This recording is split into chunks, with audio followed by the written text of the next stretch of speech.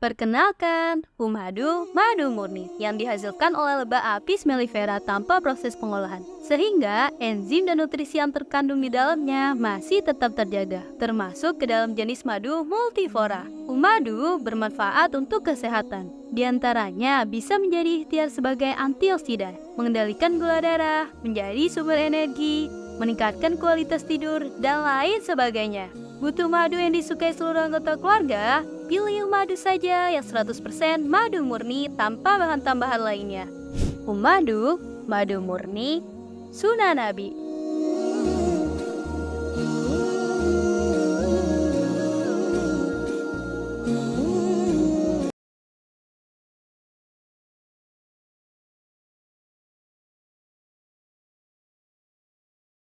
Berjalan sendiri bukanlah suatu hal yang mudah. Berjalan sendiri memang terasa berat. Berjalan sendiri penuh tantangan dan perjuangan.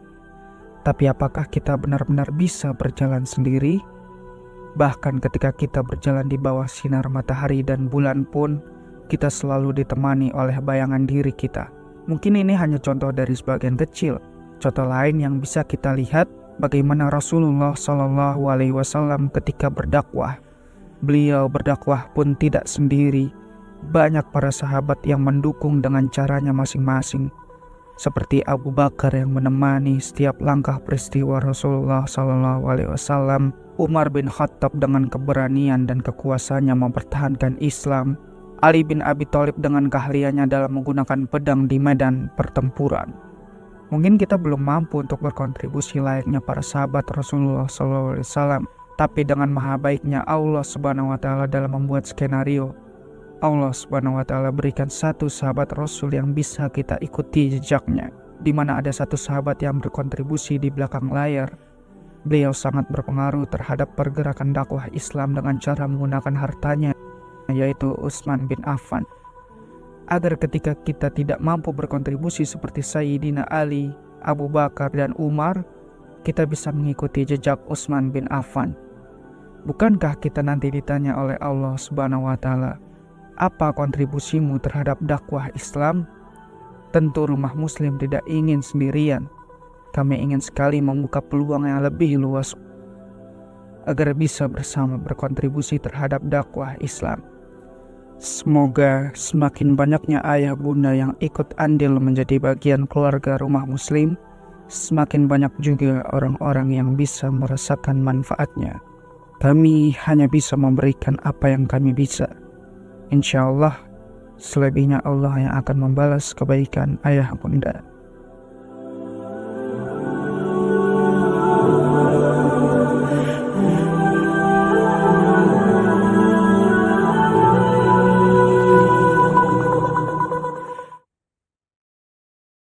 نور على مر الزمان تألقا وأضاء للدنيا طريقا مشرقا وهدى من الرحمن يهدينا به للصالحات وللمكارم والتقى نور على مر الزمان تألقا وأضاء للدنيا طريقا مشرقا وهدى من الرحمن يهدينا به للصالحات وللمكارم والتقى.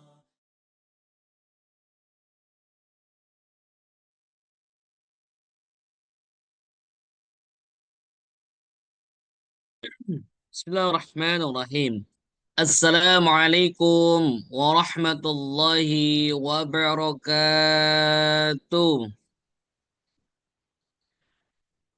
A'udzu billahi minasyaitonir rajim. Bismillahirrahmanirrahim.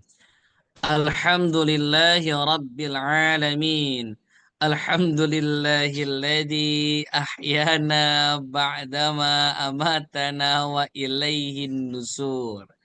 Asbahna wa asbaha mulku lillah walhamdulillahi la syarikalah la haula wa la quwata illa billahil aliyyil azim. Amma ba'd. seluruh keluargaku, rumah muslim dimanapun berada yang sama-sama dirahmati Allah Subhanahu wa Ta'ala. Bersyukur kepada Allah pada kesempatan pagi hari ini kita semuanya Allah takdirkan kembali untuk sama-sama kembali hadir dalam program rutinan yang diselenggarakan oleh Rumah Muslim yaitu Quranic Vibes, mengawali hari dengan kalam ilahi. Mudah-mudahan hadirnya kita pada kesempatan pagi hari ini senantiasa menghadirkan ridha dan maghfirah dari Allah Subhanahu wa taala. Amin ya Allah ya rabbal alamin. Salawat beserta salam senantiasa terlimpah curahkan kepada baginda alam Nabi besar Muhammad sallallahu alaihi wasallam. Ayah bunda, abang kakak yang sama-sama dirahmati Allah Subhanahu wa taala. Seperti biasa mengawali aktivitas kita pada kesempatan pagi hari ini, Abdul ngajak kembali nih ke sahabat-sahabat semuanya, keluargaku semuanya. Yuk mari sama-sama kita syiarkan, sebarkan link Zoom-nya, ajak teman-teman kita yang lain untuk sama-sama bergabung bersama kita pada kesempatan pagi hari ini. Karena tema yang diangkat pagi hari ini menjadi pondasi diterimanya segala amal ibadah kita, wabil khusus ibadah sholat kita.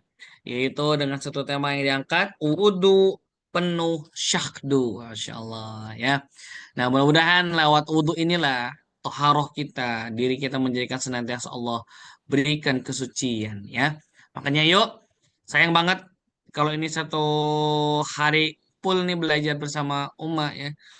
Tapi insya Allah pagi hari ini kita akan ambil vibes di halaman 108. Tentunya masih surat Al-Ma'idah. Ya. Berikutnya setelah kita men-sharekan link kepada sahabat kita, keluarga kita, bestie kita. Seperti biasa juga Abdul mengajak kepada ayah, bunda, abang, kakak semuanya nih yang sudah rutinitas menjalankan riyadhahnya setiap hari untuk sama-sama menjemput rezeki level tertinggi yaitu lewat program sedekah subuh. Ya, ya. Silakan ya kita awali kebaikan, kita awali hari-hari kita dengan kebaikan wabil khusus dengan sedekah subuh lewat nomor rekening 7266250268.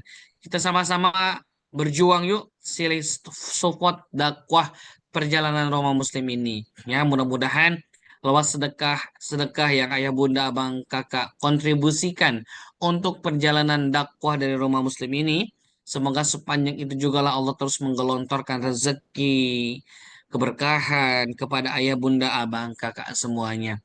Wabil khusus Abdul juga mengucapkan terima kasih banyak kepada keluarga besar SSD yang senantiasa menjadi garda terdepan untuk senantiasa bisa mensupport perjalanan dakwah kami di Roma Muslim ini. Mudah-mudahan lewat itu juga lah seluruh keluarga besar SSD senantiasa Allah jagain ya. Amin ya Allah ya Rabbal Alamin. Yuk, yang belum open cam, silakan sama-sama open cam di pagi hari ini.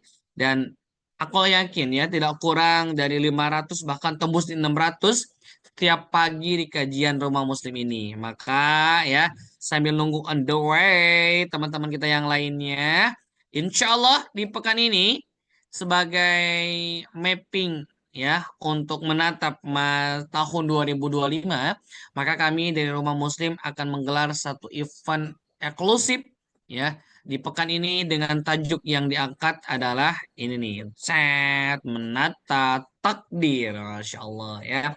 Ini serunya akan dibersamai oleh dua guru yang akan membersamai kita ya.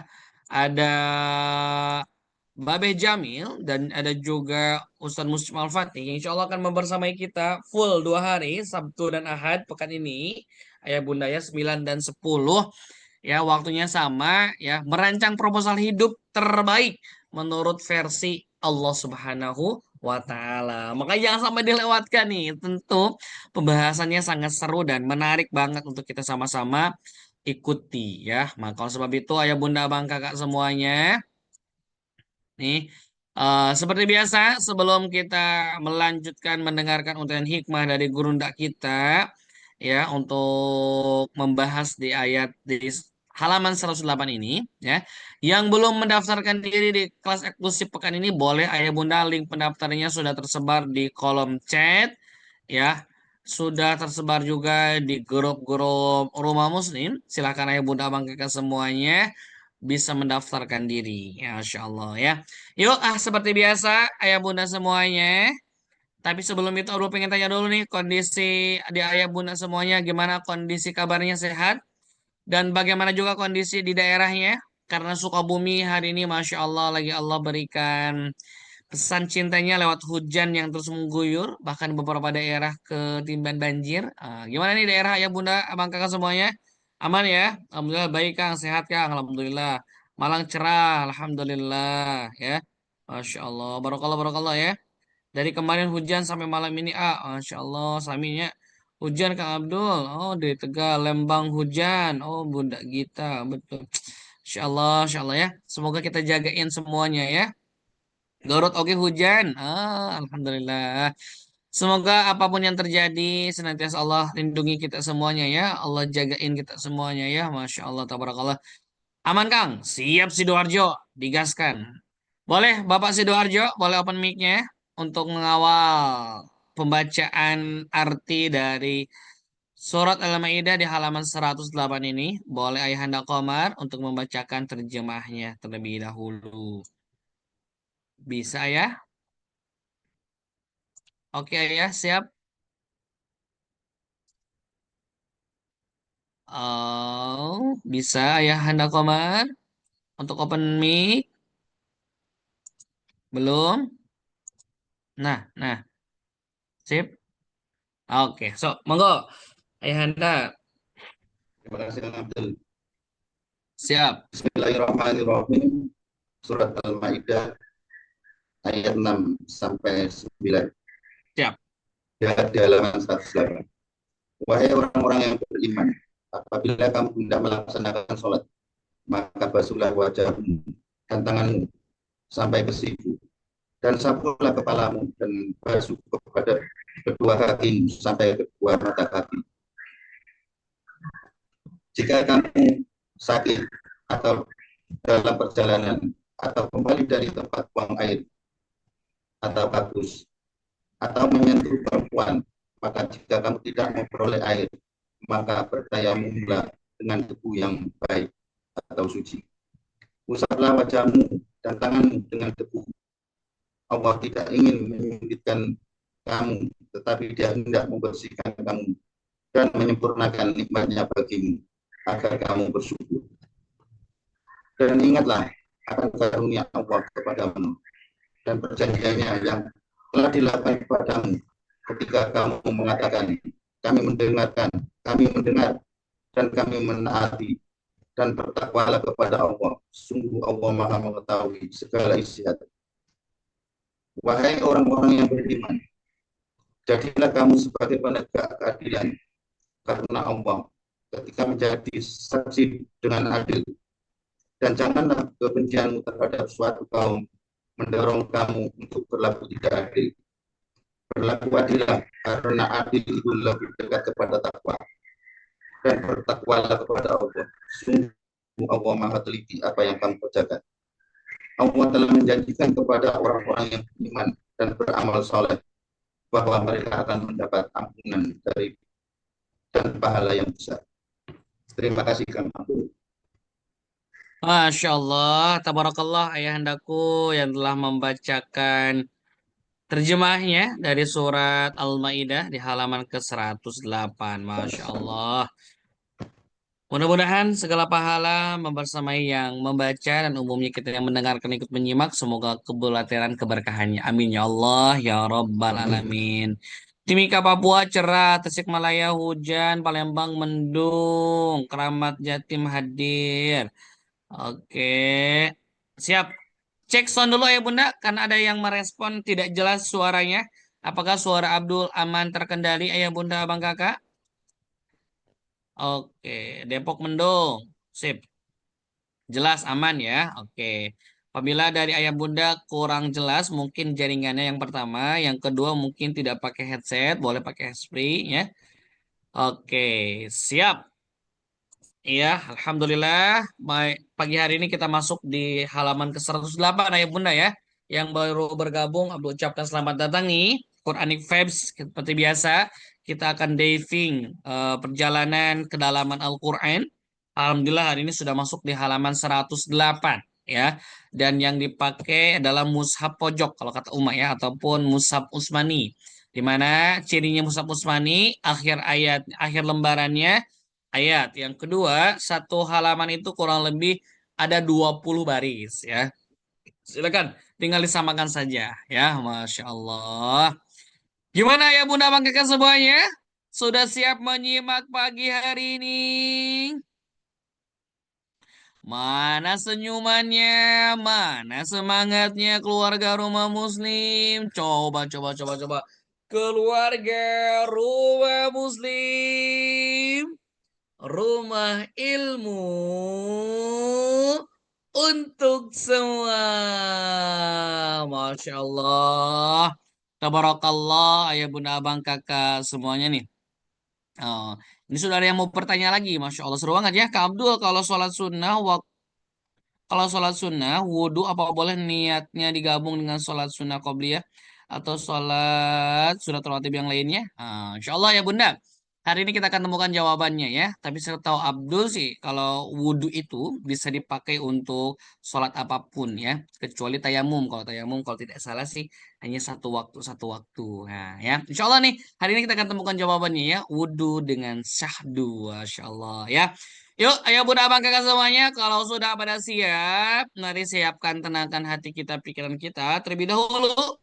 Sambil nunggu on the way, sahabat kita yang lainnya nih, yang masih persiapan prepare mau masuk. Nah, mari sama-sama kita akan simak dulu video bumper berikut ini. Selamat menyaksikan.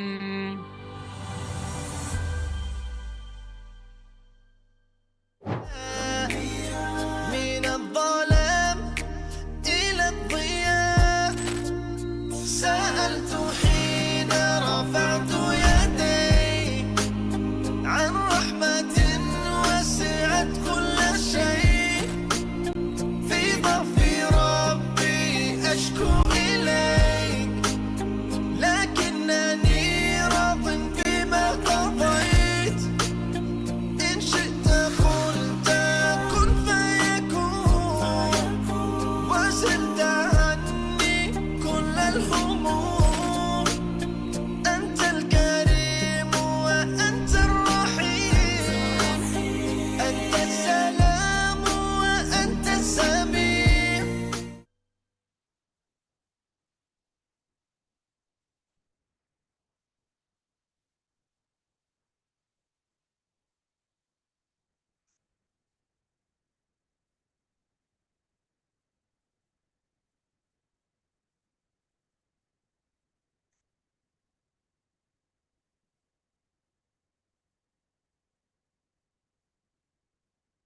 Bismillahirrahmanirrahim. Yuk, ayah bunda, abang kakak semuanya yang sama-sama dirahmati Allah Subhanahu wa taala.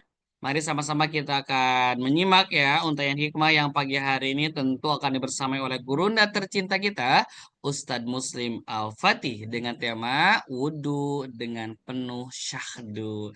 Siap ayah bunda, abang kakak? Lebih terasa pagi hari ini. Nah, gitu senyuman terbaiknya. Masya Allah, bahagia ya. Walaupun cuaca mendung nggak jadi masalah. Yang penting wajah kita tidak mendung. Yuk, karena gurunda kita telah nampak hadir di tengah-tengah kita ya bunda, abang, kakak semuanya. Mari sama-sama kita akan simak untayan hikmah dengan penuh cinta akan disampaikan oleh gurunda tercinta kita. Oleh sebab itu, kepada gurunda kami tercinta, Ustadz Muslim Al-Fatih, falyatafaddal alaihi mashkuro. Bismillahirrahmanirrahim. Aqulu lakum assalamualaikum warahmatullahi wabarakatuh. Waalaikumsalam warahmatullahi wabarakatuh. Alhamdulillah, alhamdulillahilladzi hadana lihadza wa ma kunna linahtadiya laula an hadanallah. Segala puji bagi Allah Subhanahu wa taala yang tanpa hidayah darinya kita tidak mungkin bisa beribadah kepadanya. Walhamdulillahilladzi ahyana ba'dama amatana wa ilaihin nusyur. Segala puji bagi Allah Subhanahu wa taala yang telah menghidupkan kita semua setelah sejenak mewafatkan kita dalam prosesi tidur, dan pada akhirnya nanti kita akan dikembalikan kepada Allah, akan dikumpulkan di hadapan Allah. Salatu wassalamu ala nabiyyina wa karimina wa maulana Muhammadin sallallahu alaihi wasallam. Salawat serta salam terhatur untuk Nabi kita Nabi Muhammad sallallahu alaihi wasallam, sosok Nabi yang sangat mencintai umatnya. Bahkan di akhir kehidupan beliau, beliau senantiasa mengingat bagaimana nasib umatnya. Bahkan kelak di akhirat, beliaulah yang sujudnya paling panjang, berharap Allah izinkan beliau memberikan syafaat kepada sebanyak-banyak umat beliau. Dan tidak ada yang Amin. mencintai kita melebihi beliau mencintai kita. Ayah bunda, apa kabar semuanya pagi hari ini? Gimana kabarnya? Semoga semuanya dalam lindungan Allah ya. Semoga semuanya dalam kebahagiaan. Ya, karena ini masih tanggal 6, insya Allah sih wajah-wajahnya wajah-wajah masih ceria ya. Tanggal 6, nanti tanggal 7 mulai turun, mulai menderita, tanggal 8 mulai pusing, mulai habis duitnya ya. Ya biasalah. Rata-rata eh, gajinya berapa? 7 koma. Maksudnya tanggal 7 sudah koma. Tanggal 7 sudah kok koma. Makanya nggak usah banyak gaya ya. Ngaji aja insya Allah hati tenang. Begitu. Hmm. Saya sapa-sapa dulu ya, izin. Alhamdulillah selalu bahagia ya. Ada Bucut dari Depok. Wah, Depoknya mana Bucut? Nah, saya sapa-sapa yang jarang disapa ya. Ada Bucut dari Depok nih. Saya juga di Depok nih. Bucut, jangan-jangan tetangga lagi sebelahan. Ada siapa lagi? Bu Lilik Samarinda. Oh, lama saya nggak ke Samarinda ya. Semoga Allah izinkan kembali ke Samarinda. Samarinda. Bu Lilik tuh setia. Samarinda terus. Nggak pernah sama yang lain. Oh, Cinere. Saya sering isi di Cinere, Bucut, di Rumil. Tahu Rumil nggak, Bucut? Rumah Ilmu Al-Hilya. Atau jangan-jangan Jamah Rumil ini ya. Ada Bu Nia Jakbar, Jakarta Barat. Berarti di Jakarta ya? Iya. Karena ada juga perumahan.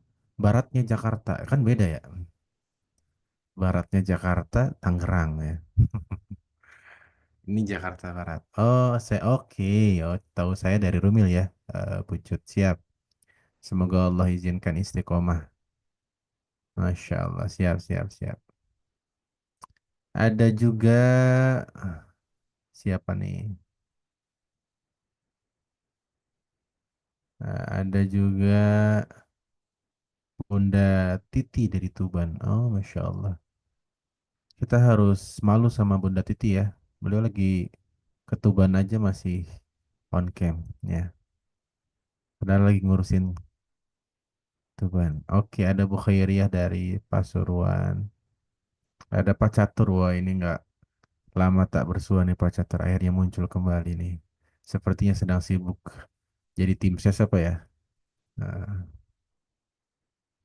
Pak Catur, ada Pak Komar, sudah biasa Pak Komar, Masya Allah. Pecinya khas ini Pak Komar nih. Semenjak belajar fikih waris, sekarang rajin pakai peci ya. Siap-siap jadi konsultan waris sepertinya. Ada Bu Yuni dengan suami ya, yang selalu on cam. Alhamdulillah ada Bu Sabrina Valerie. Nah, Valerie-nya sekarang dihilangkan ya, Payakumbuh. Sepertinya ada darah-darah Belanda. Ada Bu Indri dari Papua. Oke. Beberapa bulan yang lalu saya dari Papua, Bu Indri. Dari Timika, Mimika. Ada Pak Bujang dari Jakarta, ada Ibu Nur dari Kaltara, ada Budiah, ada Buhan dari Jati dari Malang. Ayo pada on cam kawan-kawan supaya kita saling sapa, saling kenal karena Salah satu keberkahan pengajian adalah bisa saling mendoakan. Ya, ada Bu Nur Hayati dari Cikarang yang sedang on the way, Masya Allah. Ya, luar biasa ya, jam 6 kurang sudah on the way, luar biasa. Semangat mengantarkan anak-anaknya sekolah ya, Masya Allah. Memang anak sekolah sekarang pagi-pagi banget ya. Iya, ayam kalah kalah pagi ya. Nah, ada Bu Pipih, ada Bu Nisma. Saya berusaha menghafal kawan-kawan ya, jadi izin saya menyapa yang on cam karena saya berharap bisa menghafal wajah-wajah Anda. Nanti di akhirat kalau nggak ada saya cariin. Iya, pede banget ya. Iya kan orang beriman tuh harus yakin dengan janji Allah. Saya banyak dosa tapi saya yakin Allah Maha Pengasih lagi Maha Penyayang. Ayo yang pengen wajahnya dihafalin, ayo pada on cam sebisa mungkin. Sambil masak Ustaz tidak pakai hijab. Emang nggak boleh masak pakai hijab kan boleh. Ya, sambil masak apa apa yang penting pakai hijab. Ya, ayo pada on cam biar nanti di akhirat kalau ketemu nyapa gitu ya. Jangan sampai Anda nyapa saya Ustaz Muslim. Saya bilang apa? Siapa ya? Ini jamaah rumah Muslim. Oh, nggak pernah on cam ya? Iya, makanya saya nggak ingat kan. Makanya yang rajin on cam ya. Banyak loh di sini orang-orang yang nggak pernah ketemu saya secara offline, tapi saya hafal. Pak Bujang tuh pernah ketemu, oh pernah ya Pak Bujang ya. Siapa? Pak Komar pernah nggak Pak Komar? Ketemu offline? Nggak pernah ya Pak Komar ya? Nggak pernah, tapi yo hafal wajah Pak Komar. Merem aja terbayang-bayang, ya, terngiang-ngiang di pikiran ya. Apalagi setelah tahu martabaknya makin terngiang-ngiang tuh. Ya, ayo rajin on cam. Banyak wajah-wajah di sini yang Bu Juni dari Padang tuh saya jarang ketemu nih. Sekali ya ketemu Bu Juni ya di Padang ya Bu Juni ya. Apa nggak pernah Bu Juni? Ya, tapi saya ke Padang sudah 3 kali dan beberapa kali sepertinya lihat Bu Juni. Atau mungkin wajah Bu Juni itu Padang banget sih ya. Semua orang di Padang mirip Bu Juni wajahnya. Siap, siap. Oke. Jadi kawan-kawan setiap pagi ya hari Senin sampai hari Jumat kita mengundang beberapa pemateri insya Allah untuk mengisi pengajian di Quranic Vibes mengawali hari dengan kalam ilahi sehingga setiap pagi ini kita istiqomah halaman demi halaman. Harapannya tuh sampai khatam kawan-kawan. Ya, karena kita sebagai orang Islam malu kita menjadikan Quran sebagai pedoman, tapi banyak di antara kita yang nggak ngerti isinya. Ya, nggak ngerti isinya. Betul tidak? Iya, sehingga ya sekedar bacaan saja. Sehingga yuk bareng-bareng kita belajar, sebarkan linknya ke sebanyak orang, free access. Siapapun boleh belajar, lintas partai, Anda mau partai manapun, mau pendukung gubernur manapun boleh, ya. Anda mau dukung paslon 1, 2, atau 3, terserah Anda, yang penting ngaji, gitu ya, karena setiap kita akan mempertanggungjawabkan pilihan kita masing-masing. Dan insya Allah semuanya baik jika semuanya mendoakan kebaikan. Oke. Sekarang kita sudah sampai halaman berapa? Ke Malang sudah pernah belum? Oh, sering Bunda ke Malang. Saya ke Malang sudah berapa kali ya? 3 kali sepertinya. Insya Allah pekan ini ke Padang nih. Ayo kawan-kawan Padang ya merapat. Yang sudah merapat mendekat. Insya Allah hari Jumat lusa saya ke Padang. Ada yang dari Padang di sini? Bu Rahmat Jelita insya Allah ketemu di Padang ya. Alhamdulillah Allah izinkan saya berangkat ya. Allah takdirkan. Oh, aslinya Padang. Oh, Pak Bujang aslinya Padang. Berarti sekarang lagi palsu ya, Pak Bujang ya. Nggak, belum merantau. Beliau tuh orang Padang yang merantau. Makanya ada lagunya kan. Karena Pak Bujang orang Padang yang nggak pulang-pulang, ada lagunya. Udah. Itu di warung makan Padang tuh manggil Pak Bujang tuh. Nah, Anda kalau Jumat kapan? Jumat ini, Bu. Di Hotel ZHM. Di kota Padangnya. Nah, silahkan datangi. Insya Allah bertemu dengan saya dan beberapa guru yang lain dengan ratusan peserta. Sudah terdaftar ratusan. Jadi silahkan kawan-kawan. Semoga ketemu di bandara. Kok di bandara, Bunda? Insya Allah lah ya. Di tengah kota. Acaranya di tengah kota. di tengah kota tapi di pinggir jalan, Pak Ujang ya. Ya, di tengah kota tapi di pinggir jalan karena kalau di tengah jalan kan mengganggu orang lain. Oke, pesertanya dari mana-mana. Besok itu gathering kawan-kawan di Padang, jadi pesertanya dari Sabang sampai Merauke. Alumni kelas-kelas yang pernah saya isi. Jadi insya Allah ketemuan di sana. Kemarin suami saya mau ngasih batu tambang, Pak Ustadz. Oh, oke. Oh, suaminya Bu Indri ternyata yang pas saya di Timika, Papua ya. Cuman nggak sempat ketemu ya Bu Indri ya. Iya, ya insya Allah nanti saya ke Timika lagi bisa lah. Mm-mm. Betul. Mau ngasih batu. Ya. Mau ngasih batu 3 truk kan bisa jadi rumah. Bukan ya, batu sana, batu Tembagapura. Insya Allah. Oke kawan-kawan, karena sudah on the way 400 partisipan, yuk kita mulai ngajinya. Silahkan dibuka Al-Qur'annya, mushafnya. Usahakan yang standar supaya sama halamannya, tapi kalaupun tidak sama ya nggak apa-apa, buka saja ayatnya. Halaman ke 108, halaman 108. Ya, insya Allah sih kalau Anda beli Qur'annya di Gramedia, di Syamil, Kamil, insya Allah halamannya sama. Al-Quran halaman ke 108 kita udah masuk surat Al-Maidah. Masya Allah, tabarakallah. Nggak kerasa ya? Iya nih, udah Al-Maidah aja. Al-Maidah tuh banyak kisah seru. Nah, tapi Al-Maidah juga adalah salah satu surat yang membahas tentang ibadah wudhu paling detail. Makanya pagi hari ini kita akan membahas wudhu yang penuh syahdu. Sudah ketemu kawan-kawan? Ayatnya ayat ke-6 sampai ayat ke-9 satu halaman itu insya Allah kita baca barang-barang ya. Oke, Afwan Uma jadwal setelah acara EG di mana Ustadz? Saya setelah dari Padang ke Payakumbuh. Nah, jadi acaranya tuh safari dari Padang lanjut ke Payakumbuh. Jadi saya sampai hari Selasa di Sumatera Barat. Kawan-kawan yang merasa di Sumatera Barat boleh mendekat ya. Boleh lihat status WhatsApp saya, biasanya saya update gitu di Payakumbuh mengisi pelatihan guru se-Kabupaten 50 kota. Oh, berarti Ustadz ngisi 50 kota? Enggak, namanya aja itu Kabupaten 50 kota. Nah, Allah alam itu ya. Padahal kotanya cuma satu, tapi namanya 50 kota. Hotel apa di Payakumbuh? Hotel Syariah, Bu Sabrina Valery. Hotel Syariah terbesar kayaknya di Payakumbuh. Karena setiap saya ke Payakumbuh, saya menginap di hotel Syariah tersebut. Ya, hotel, saya lupa namanya, tapi itu hotel Syariah terbesar. Oke.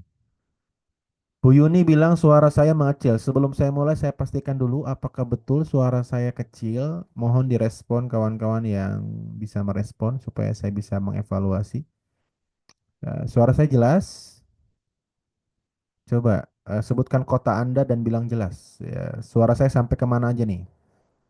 Ya, suara saya sampai kemana aja? Jelas Jakarta, oh, Bangkok jelas. Wih, nyampe Bangkok ya. Ada Karawang jelas. Sebatik, Sebatik itu pulau seberang di Kalimantan. Bandung jelas. Timika jelas. Wonogiri jelas. Masya Allah. Inilah kecanggihan teknologi ya.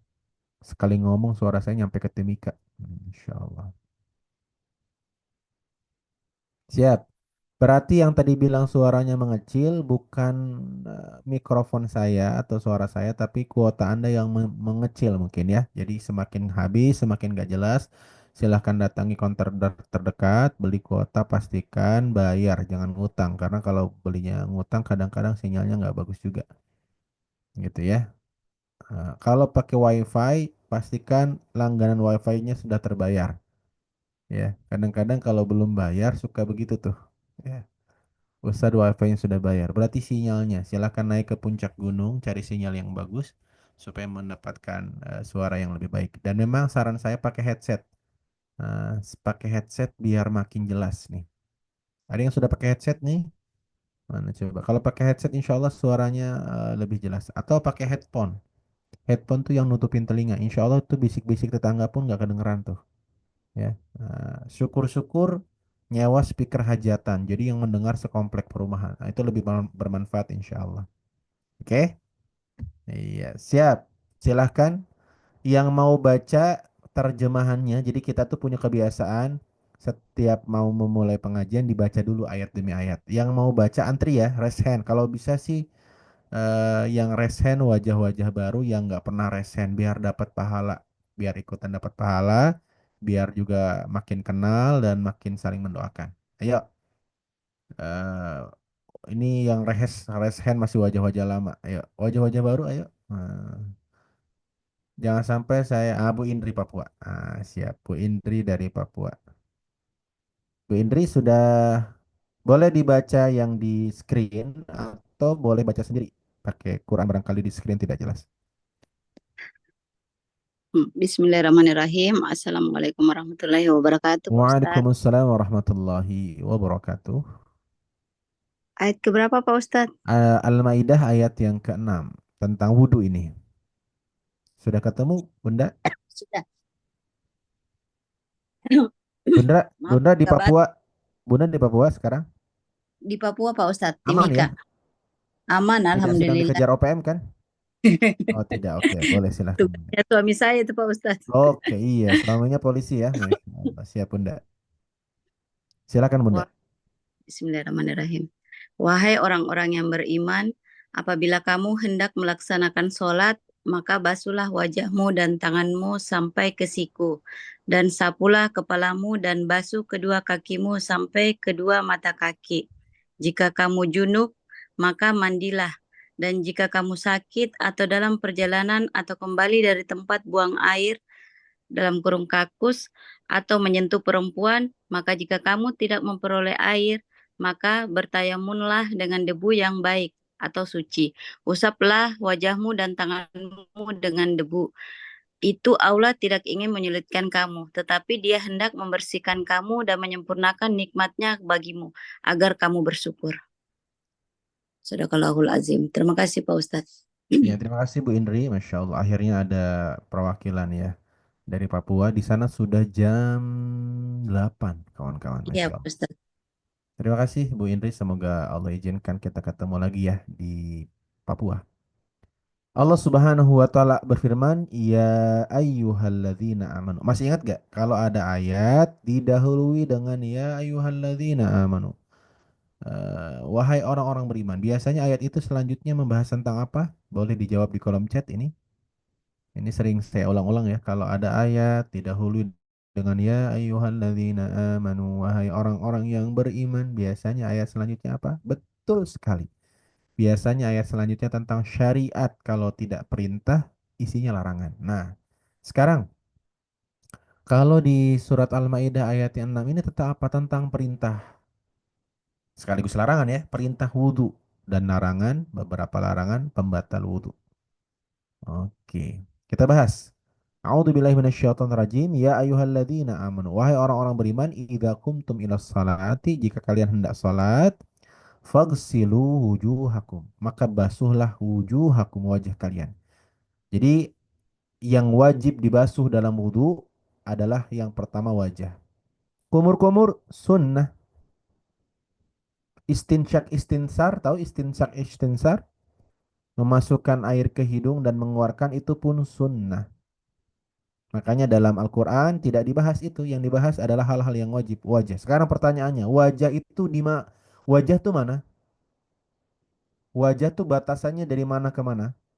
Coba batasan wajah atas itu disebut wajah sampai mana? Ini sering saya ulang-ulang karena banyak di antara kaum muslimin yang wudunya tidak benar karena wajahnya semuanya tidak terbasuh. Padahal wajah itu wajib sehingga satu jengkal saja, satu titik saja wajahmu tidak terkena air maka tidak sah wudumu. Nah, maka di mana batas wajah? Jawabannya kalau bagian atas itu tempat tumbuhnya rambut. Jadi dahi masih wajah. Makanya ada yang wajahnya luas, ada yang wajahnya standar. Tahu wajahnya luas? Iya, rambutnya tumbuhnya di tengah-tengah kepala. Nah, berarti wajahnya luas, berarti wudhunya harus sungguh-sungguh. Kenapa?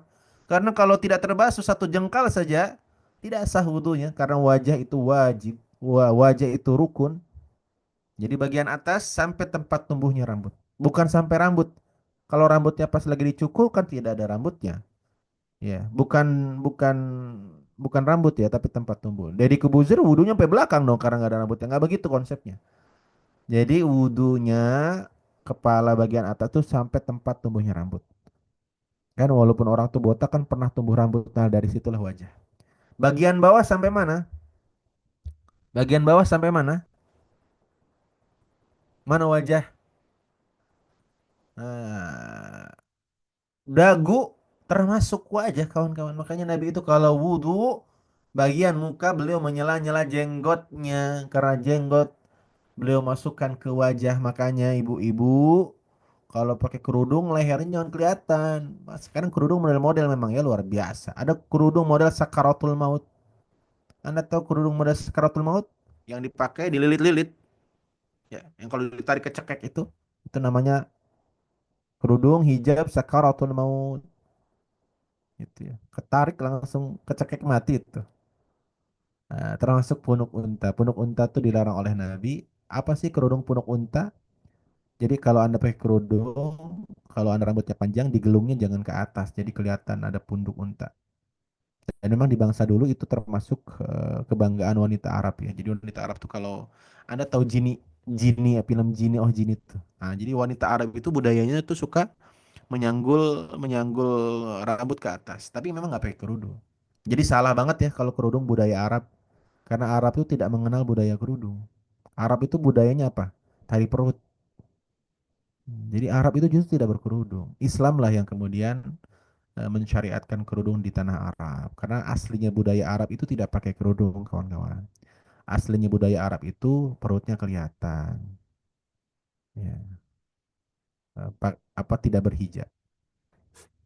Jadi yang pertama wajah. Bawah dagu, atas tempat tumbuhnya rambut, kiri sampai telinga. Ya, sampai telinga. Itulah wajah. Sudah saya ajarkan belum cara membasuh wajah? Ini banyak yang belum belum paham ya. Saya bahas sedikit ya, walaupun ini bukan kelas fikih karena ayatnya tentang fikih nggak apa-apa. Kawan-kawan, berapa sunnahnya membasuh wajah? Berapa kali? Jawab di kolom chat. Berapa sunnahnya? Ah, 3 kali. Dihitung 3 kali itu gimana sih? Nah, ini yang banyak keliru. Banyak orang ngitung 3 kali itu gini. Ini bukan wudhu, ini skincarean. Jadi kalau wudhu itu dihitung sekali setelah semua bagian wajah terbasuh. Itu sekali. Saya ulangi ya. Dihitung sekali ketika semua bagian wajah terbasuh itu sekali. Jadi walaupun Anda menggosok 100 kali, kalau belum membasuh semua bagian wajah belum dihitung satu. Faham tidak? Jadi jangan begini. Satu, dua, tiga itu satu. Nah, makanya saya ajari gimana gimana ambil, taruh, lihat-lihat. Saya ajarin deh. Mau saya ajarin apa nggak usah? Terserah Anda. Mau saya ajarin. Kalau nggak usah, kita bahas hikmahnya aja. Karena sebenarnya pengajian pagi hari ini kan pengajian hikmah ya. Cuman ya saya khawatir masih banyak yang salah. Nah, supaya semua bagian wajah kena, begini caranya. Lihat, kelihatan nggak? Kelihatan tidak, jawab dulu di kolom chat. Kelihatan nggak?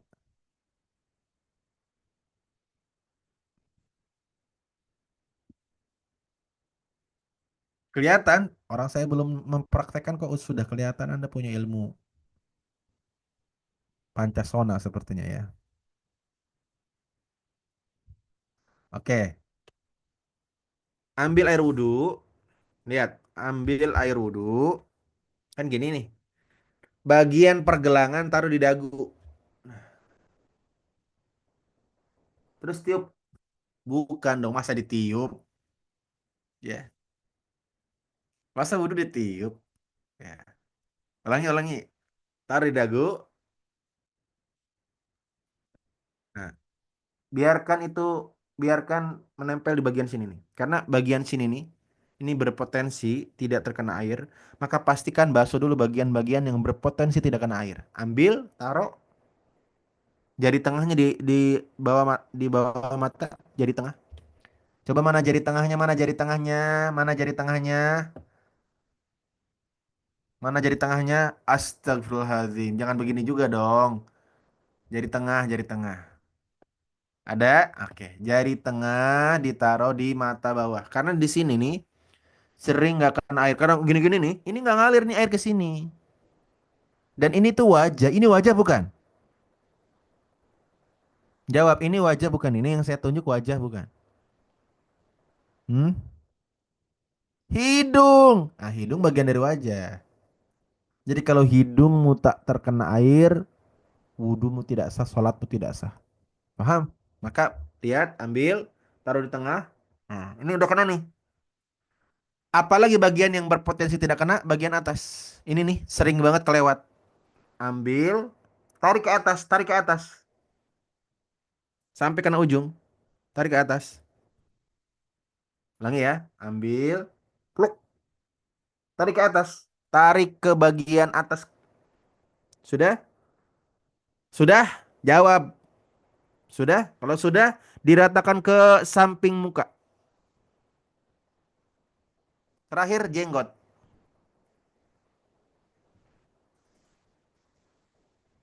Yang terakhir gak usah diikutin, itu improvisasi aja. Bisa dipahami? Coba diulangi. Islam sudah 45 tahun, wudhu masih nggak benar. Ayo ulangi. Bu, Pak, sebenarnya gini, saya ulangi ya, saya disclaimer dulu. Sebenarnya tuh wudhu membasuh muka tuh bebas sebenarnya. Cuman yang saya ajari supaya bagian-bagian muka yang berpotensi tidak kena air. Gimana caranya? Lihat, ambil air, taruh di dagu, plek, nempel nih di sini nih. Jadi tengahnya di sini. Kenapa di sini? Di sini nih kalau Anda gusuk-gusuk doang, ini nggak kena air. Kalau Anda gosok, masalahnya di sini kan cekung nih. Kalau cekung Anda gini-gini, nggak kena air, saudara. Paham? Maka ambil, taruh di sini. Setelah taruh di sini, jari tengahnya ke atas, set. Nah, sehingga ujung kepala nih, ujung muka nih kena juga. Karena ini setitik aja nggak kena air, wudhunya nggak sah. Anda apa namanya sujud ruku tidak sah. Nah, setelah ini, apalagi yang berpotensi tidak kena air? Ah, sini nih. Ini berpotensi tidak kena air. Maka diambil dulu. Ambil, set, satu. Ambil lagi. Nah, nanti sunahnya digosok-gosok. Digosok-gosok tuh gini.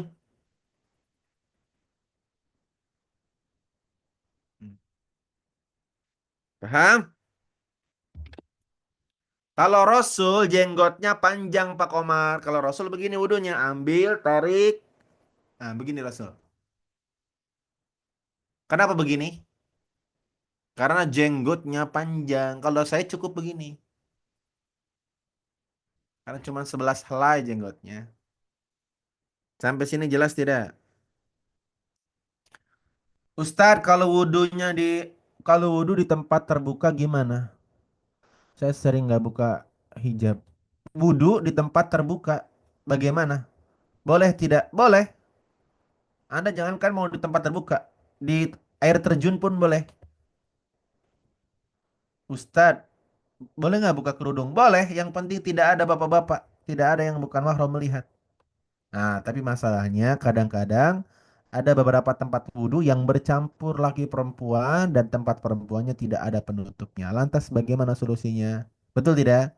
Solusinya ada dua. Yang pertama, ini solusi kalau memang ingin wudhunya sempurna, membuka hijab sehingga wudhunya tidak terhalangi oleh hijab, cari toilet, cari kamar mandi, pastikan bersihkan dulu kamar mandinya, disiram, di wipol, digosok, dicat ulang. Bukan ya, Anda bukan tukang, Anda mau wudhu.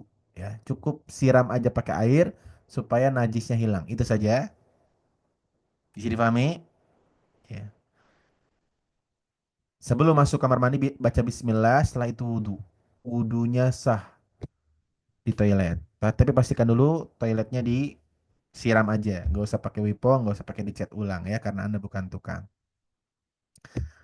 Solusi yang kedua, Ustadz toiletnya kotor, Ustadz.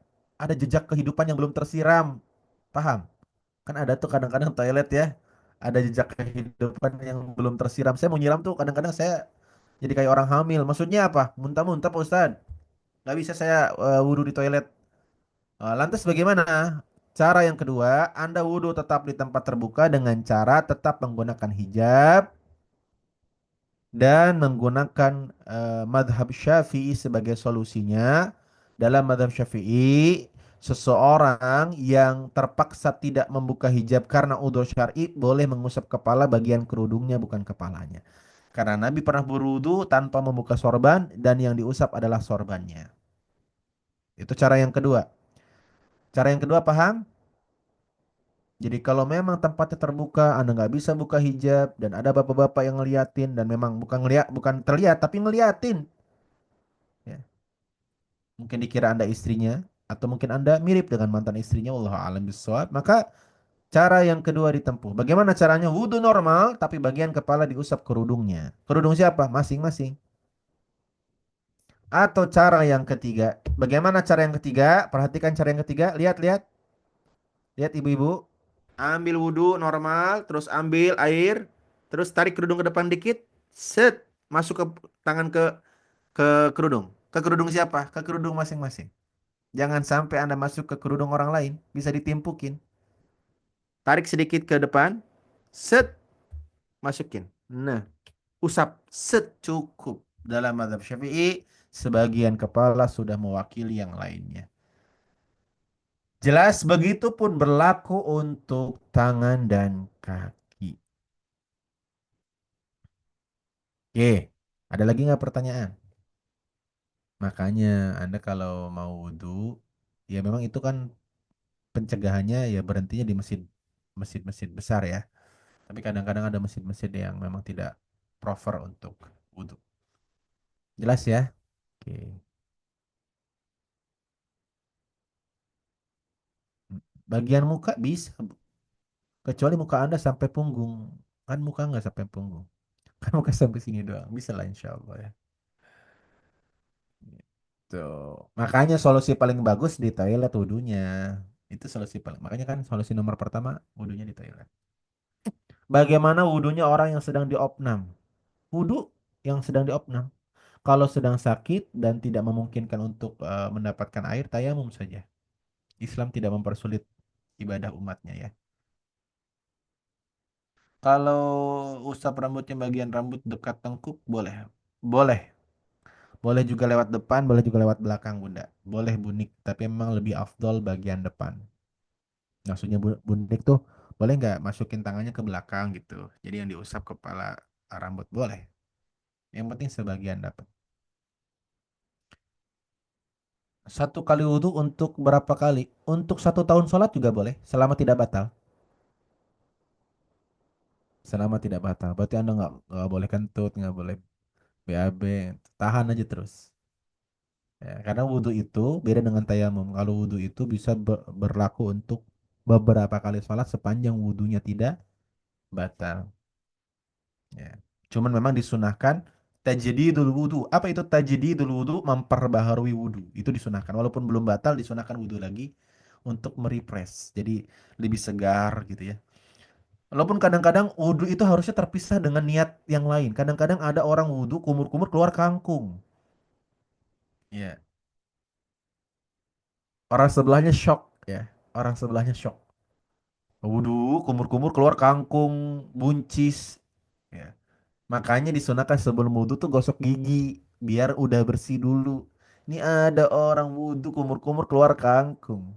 Mana sendawanya gede banget lagi, bawa lele kan itu mengganggu orang lain. Paham? Nah, makanya disunahkan sikat gigi sebelum wudhu. Oke, gitu ya. Ini jadi pertanyaan fikih. Oke, kita bahas syahdunya. Ini kalau bahas fikih memang sudah ada kelasnya kawan-kawan ya.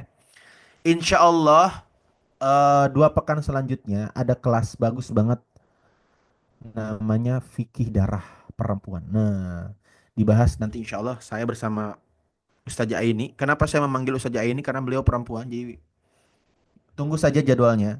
update-nya di grup Rumah Muslim. Bagi kawan-kawan yang belum masuk grup Rumah Muslim, segera masuk supaya tahu update-nya.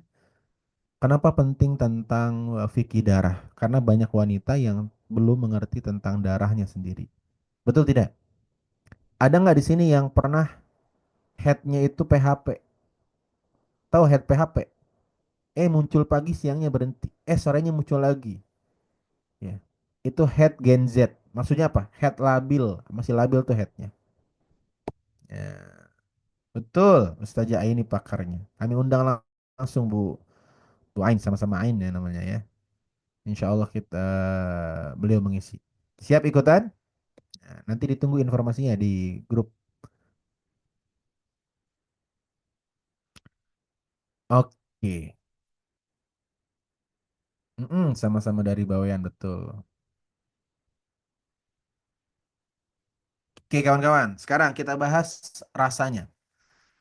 Apa sih yang harus kita hadirkan? Rasa apa yang harus kita hadirkan saat wudhu? Kawan-kawan, Nabi Muhammad Shallallahu Alaihi Wasallam bersabda, setiap wudhu Allah mengampuni dosa-dosa kita sampai tetesan terakhir yang menetes dari anggota wudhu kita. Jadi, aktivitas wudhu adalah aktivitas di mana dosa-dosa kita sedang dihapus oleh Allah dengan air wudhu. Maka, setiap Anda wudhu, Anda ngobrol sama Allah. Berdialoglah dengan Allah. Apa yang disampaikan? Yang disampaikan adalah memohon ampunan. Ketika Anda berkumur-kumur, ucapkan dalam hati, ya Allah, ampuni dosa-dosaku yang muncul lewat lisanku. Bisa dipahami? Ketika Anda membasuh tangan, ya Allah, ampuni dosa-dosaku yang muncul dari tanganku. Mencubit anak, kadang-kadang nggak sabar nyubit anak, anak mertua juga dicubit. Ya. Tahu anak mertua? Ya. Suami kadang juga dicubit. Ketika membasuh kepala, minta ampun ya Allah, maafkan diriku yang sering suudzon, isi kepala yang sering berprasangka buruk. Ketika membasuh kaki, minta ampun ya Allah, ampuni dosa kakiku yang sering melangkah ke tempat yang sia-sia bahkan maksiat. Begitulah wudhu yang seharusnya. Wudhu sambil memohon ampun karena wudhu adalah aktivitas di mana kita sedang diampuni dosa-dosanya. Akan lebih sempurna jika kita memohon ampunan ketika kita wudhu. Bolehkah wanita sedang haid wudhu? Boleh, tapi tidak boleh sholat. Wudhu boleh-boleh saja, tapi itu hanya untuk menjaga kebiasaan. Ya, mudawamatul wudhu. Walaupun sebagian ulama memakruhkan, tetapi sebagian yang lain mengatakan boleh-boleh saja karena orang yang junub pun, orang yang berhubungan suami istri, lantas mau tidur disunahkan mandi, kalau tidak kuat atau tidak mau mandi, wudhu kata Nabi. Betul tidak? Minimal apa? Wudhu. Apakah wudhu itu membuat dia hilang dari hadas besar? Tidak. Tapi itu sebagai bentuk menjaga saja. Termasuk kalau misalnya Bu Yuni mau ronde 2, maka disunahkan ronde 1 selesai, wudhu dulu, baru ronde 2. Ya, jadi kalau ada mau ronde 2, ronde 3 diselahi wudhu. Ya. Gimana sayang lanjut ronde 2, wudhu dulu. Ternyata air pumpnya mati. Ditunda sampai besok. Bolehkah diganti tayamum? Boleh. Begitu kawan-kawan? Ada lagi? Pada saat wudhu tidak di rumah saat winter, apa boleh tidak melepas kaos kaki? Boleh. Dengan syarat dan ketentuan boleh nih. Sebelum boleh nih pakai kaos kaki, boleh diwudu dulu. Setelah wudhu pakai kaos kaki, setelah itu boleh diusap kaos kakinya setelah wudhu 1 hari bagi yang mukim, 3 hari bagi yang musafir. Apakah apakah setiap membasuh anggota wudhu harus baca doa tertentu? Tidak harus. Tetapi alangkah lebih baiknya setiap basuhan itu kita berdialog memohon ampun kepada Allah. Ya, nah, gitu. Nah, dan apa sih yang membuat ibadah itu tidak nikmat kawan-kawan? Wudhunya tidak nikmat, salatnya tidak nikmat.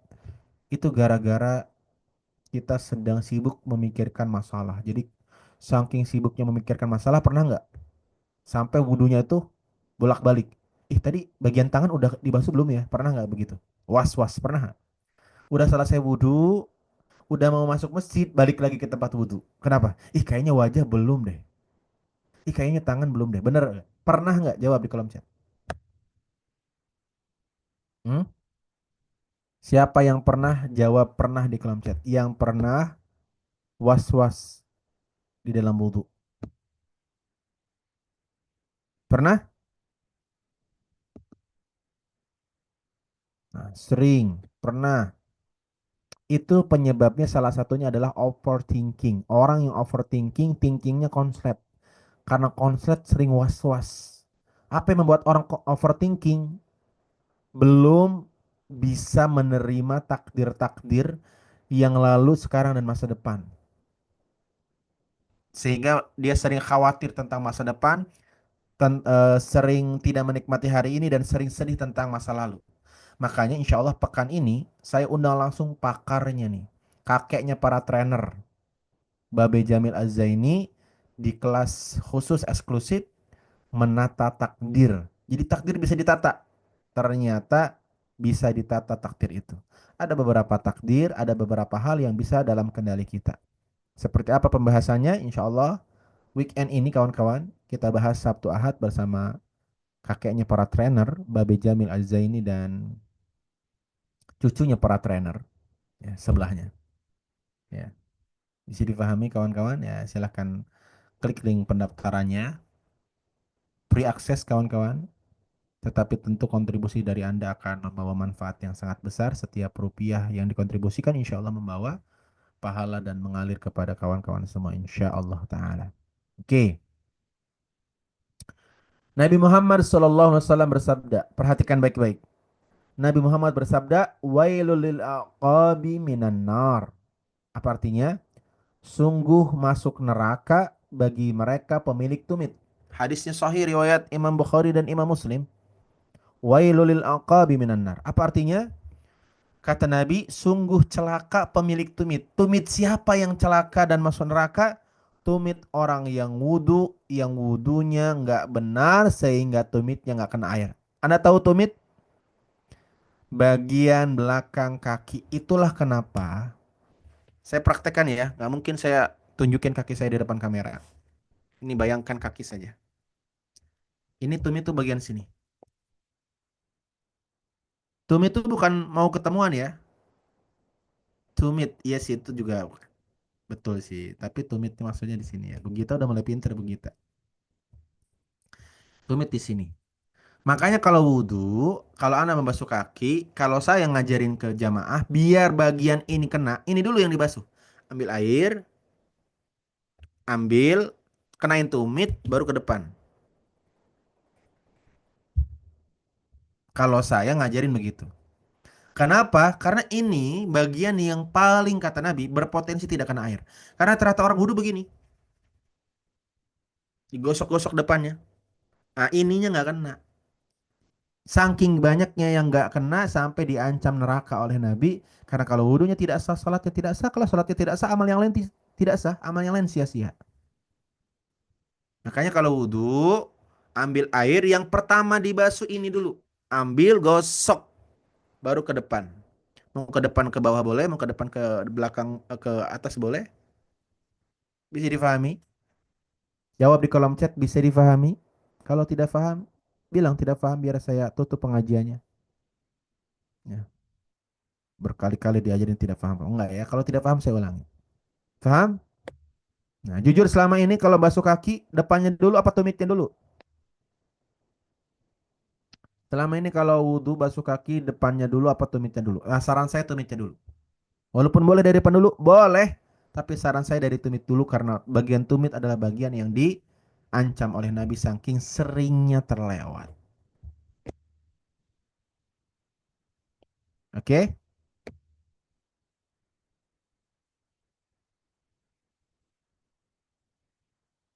Ya, yang udah belajar di kelas fikih insya Allah tahu ya. Adakah kelas fikih Ustadz? Ada khusus kelas fikih. Kalau pagi hari ini kita bahas Quran. Karena qadarullah Allah takdirkan bahas ayat wudhu ya kita sedikit bahas wudhu. Jadi untuk bagian kaki diusap bukan dibasuh. Dibasuh kan air nih. Nah, jadi yang dibasuh pertama kali itu bagian tumit dulu, baru yang lain. Digosok baru ke depan. Dibasuh. Apa bedanya dibasuh dan diusap? Kalau diusap tanpa air yang mengalir, kalau dibasuh dengan air yang mengalir. Itu bedanya.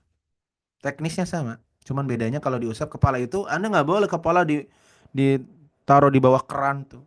Kan ada tuh anak kecil biasanya. Wudhu sekaligus kalau bulan puasa tuh. Nah, jadi kepala itu diusap bukan dibasuh. Oke? Jelas? Nah, jadi setiap wudhu tolong perhatikan beberapa hal. Yang pertama bagian wajah, yang kedua bagian kaki. Yang ketiga, wudhu kaki itu dibasuh bukan diusap. Berarti kalau dibasuh itu pakai air. Kalau diusap gak ada airnya. Kalau dialiri keran gimana Ustaz? Boleh, tapi sunahnya digosok. Digosok-gosok.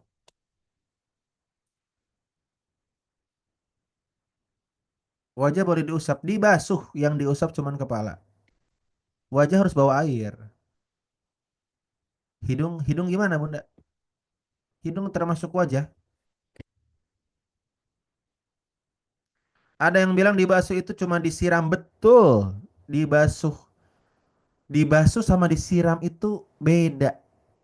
Bajunya dibasuh, bajunya disiram. Memang syarat wajibnya yang penting kena air. Cuma Nabi mencontohkan kalau wudhu bagian yang dibasuh itu digosok, digosok.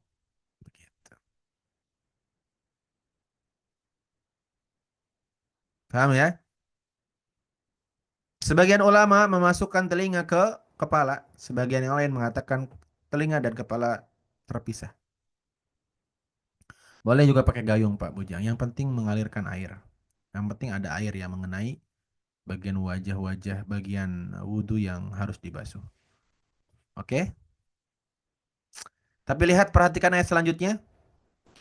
Idza kuntum ila sholati faghsilu wujuhakum, basuhlah wajah kalian, wa aydiyakum ilal marafiq, tangan kalian sampai siku, wamsahu biruusikum, dan usaplah kepala kalian, wa arjulakum ilal ka'bain, dan basuhlah kaki kalian sampai mata kaki. Wa in kuntum junuban fattahharu, kalau kalian sedang junub maka bertaharahlah. Wa in kuntum marada aw ala safarin aw jaa ahadun minkum minal ghaid aw lamastumun nisa. Nah, di sini ada kalimat aw lamastumun nisa, atau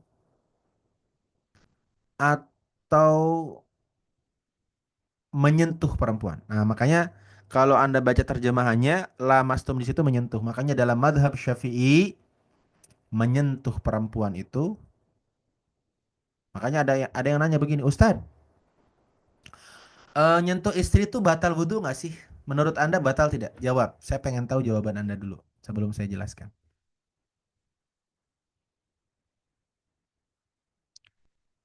Menyentuh istri batal atau tidak? Jawabannya istri siapa dulu? Harus jelas. Ya, ya. Kalau yang Anda sentuh istri tetangga, yang batal bukan cuma wudhunya, pernikahan Anda bisa batal. Karena istrinya ngamuk-ngamuk, minta dicerai. Nah, makanya harus dipastikan dulu istri siapa. Kalau istri sendiri bagaimana? Kalau istri sendiri dalam madhab Syafi'i batal. Dalam madhab Syafi'i batal. Karena istri itu bukan mahram. Ini banyak yang salah paham ya. Istri itu bukan mahram. Karena bukan mahram lah dia boleh dinikahi. Mahram itu artinya apa sih? Orang-orang yang haram dinikahi. Istri itu bukan mahram yang dihalalkan dengan pernikahan. Jadi istri itu bukan mahram kawan-kawan ya.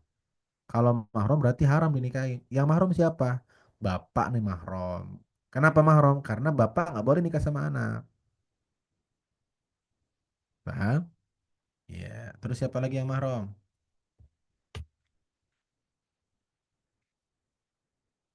Siapa lagi yang mahram? Anak, makanya nggak boleh. Menantu. Ya. Jadi kalau udah wudhu nggak boleh nyentuh istri. Boleh. Siapa yang bilang nggak boleh? Boleh, cuman wudhunya batal dalam mazhab Syafi'i. Jangan kan nyentuh, ngeraba pun boleh. Wong istri-istri Anda kok. Tapi wudhunya batal dalam madhab Syafi'i. Dan menghindari perdebatan lebih baik dibanding memilih pendapat yang terkena perbedaan pendapat. Maksudnya begini, saran saya kalau habis wudhu udah nggak usah sentuh-sentuh. Kenapa sih dalam mazhab Syafi'i itu mengatakan menyentuh istri itu batal karena khawatir nanti kalau bersentuhan merembet kemana-mana. Misalnya nih, suaminya Bu Yuni mau berangkat ke masjid. Ceritanya mau bikin romantis. Sayang aku ke masjid dulu ya. Cium tangan, cium pipi. Cium yang lain. Nggak jadi ke masjid jadinya. Itu yang dikhawatirkan oleh Imam Syafi'i. Sehingga dalam mazhab Syafi'i nggak usah sekalian. Nanti aja habis pulang dari masjid mau cium nggak apa-apa. Kenapa? Karena cium tangan nyetrum. Cium pipi nyetrum. Akhirnya sayang, nanti deh sholat ke masjidnya yuk. Kayaknya si kakak butuh adek tuh. Nah, dia bikin adek. Repot lah. Ustaz kalau di Mekah susah jaga wudhu. Ya kalau di Mekah nanti lain cerita. Kalau di Mekah tuh sudah darurat. Jadi nggak apa-apa. Akan menjadi repot kalau di Mekah bersentuhan wudhu. Anda nggak selesai-selesai tawafnya. Karena Anda akan sangat sering bersentuhan dengan laki-laki. Bahkan yang bukan suami Anda tanpa sengaja. Apalagi kalau orang Afrika kan besar-besar tinggi-tinggi. Kalau nyenggol kita kayak kesenggol bulldozer nggak kerasa ya. Dia nyenggol kita tuh nggak kerasa. Dalam madzhab Syafi'i batal, tapi dalam madzhab Hambali tidak batal. Ya, silakan Anda pilih karena semuanya pendapat ulama dan semuanya punya argumentasi masing-masing ya. Semuanya punya dalil. Itulah kenapa disebut perbedaan pendapat di kalangan para ulama. Anda yang ubaru gak usah banyak ngomong. Ya, cukup ulama saja yang banyak ngomong. Anda kan ubaru. Ada ulama, ada ubaru. Nah, Anda tuh ubaru belajar, ubaru ngerti. Cukuplah kita mengambil pendapat para ulama. Kalau perbedaan pendapat itu ada, gak apa-apa. Saling menghargai. Yang penting pendapatnya diambil dari pendapat ulama dengan dalil-dalil yang jelas. Dan semuanya ada dalilnya. Kalau Ustadz berpendapat yang mana? Kalau saya memang berpendapat, ya tergantung gurunya sih ya. Guru saya dulu mengajarkan, sebenarnya pembatal wudhu itu cuma satu. Sebenarnya pembatal wudhu itu cuma satu. Apa itu? Ma kharaja minal kubul wad dubur. Apa-apa yang keluar dari depan dan belakang. Itu saja. Kenapa tidur bisa membatalkan wudhu? Karena ketika orang tidur, dia bisa tidak kerasa saat kentut. Betul tidak? Berarti ujung-ujungnya apa? Ujung-ujungnya pembatal wudhu itu hanya satu. Apa-apa yang keluar dari depan dan belakang. Kencing berarti batal nggak? Kenapa sih orang tidur itu disebut pembatal wudhu? Sebenarnya tidur itu nggak ada kaitannya sama wudhu. Orang tidur disebut pembatal wudhu kalau tidurnya terlentang, karena ketika orang tidur dia nggak tahu dirinya kentut atau tidak. Paham? Ya. Sekarang kencing, kencing batal nggak wudhunya? Tergantung keluarnya dari mana. Kalau keluarnya dari hidung, tidak batal. Ya kali ada kesedek gitu, yang keluarnya dari hidung. Maka bukan kencingnya, tapi apa-apa yang keluar dari depan dan belakang batal wudhu. Jelas? Ustadz kalau keputihan, mau keputihan, kemerahan, keunguan, kalau keluarnya dari depan dan belakang batal. Jelas? Jadi semua yang keluar dari depan dan belakang membatalkan wudhu. Jadi nggak usah pakai nanya yang keluarnya apa. Ada yang nanya kemarin ibu-ibu, Ustadz kalau keputihan batal nggak? Keluarnya dari mana? Karena saya nggak tahu, kan saya laki-laki. Keluarnya dari kemaluan, batal. Kecuali keputihan keluarnya dari mata. Itu bukan keputihan, itu belek. Itu tidak membatalkan wudhu. Jelas? Jelas Bu Gita? Nah, ini harus clear. Jadi mau keputihan, mau keunguan, mau kebiruan, kalau keluarnya dari kemaluan, batal wudhunya.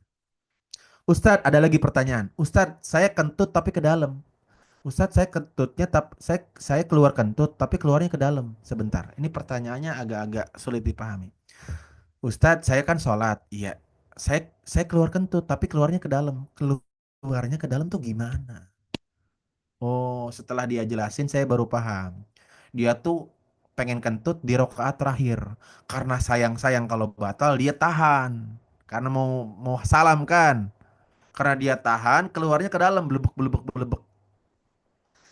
Kalau ke dalam belum keluar berarti marimar.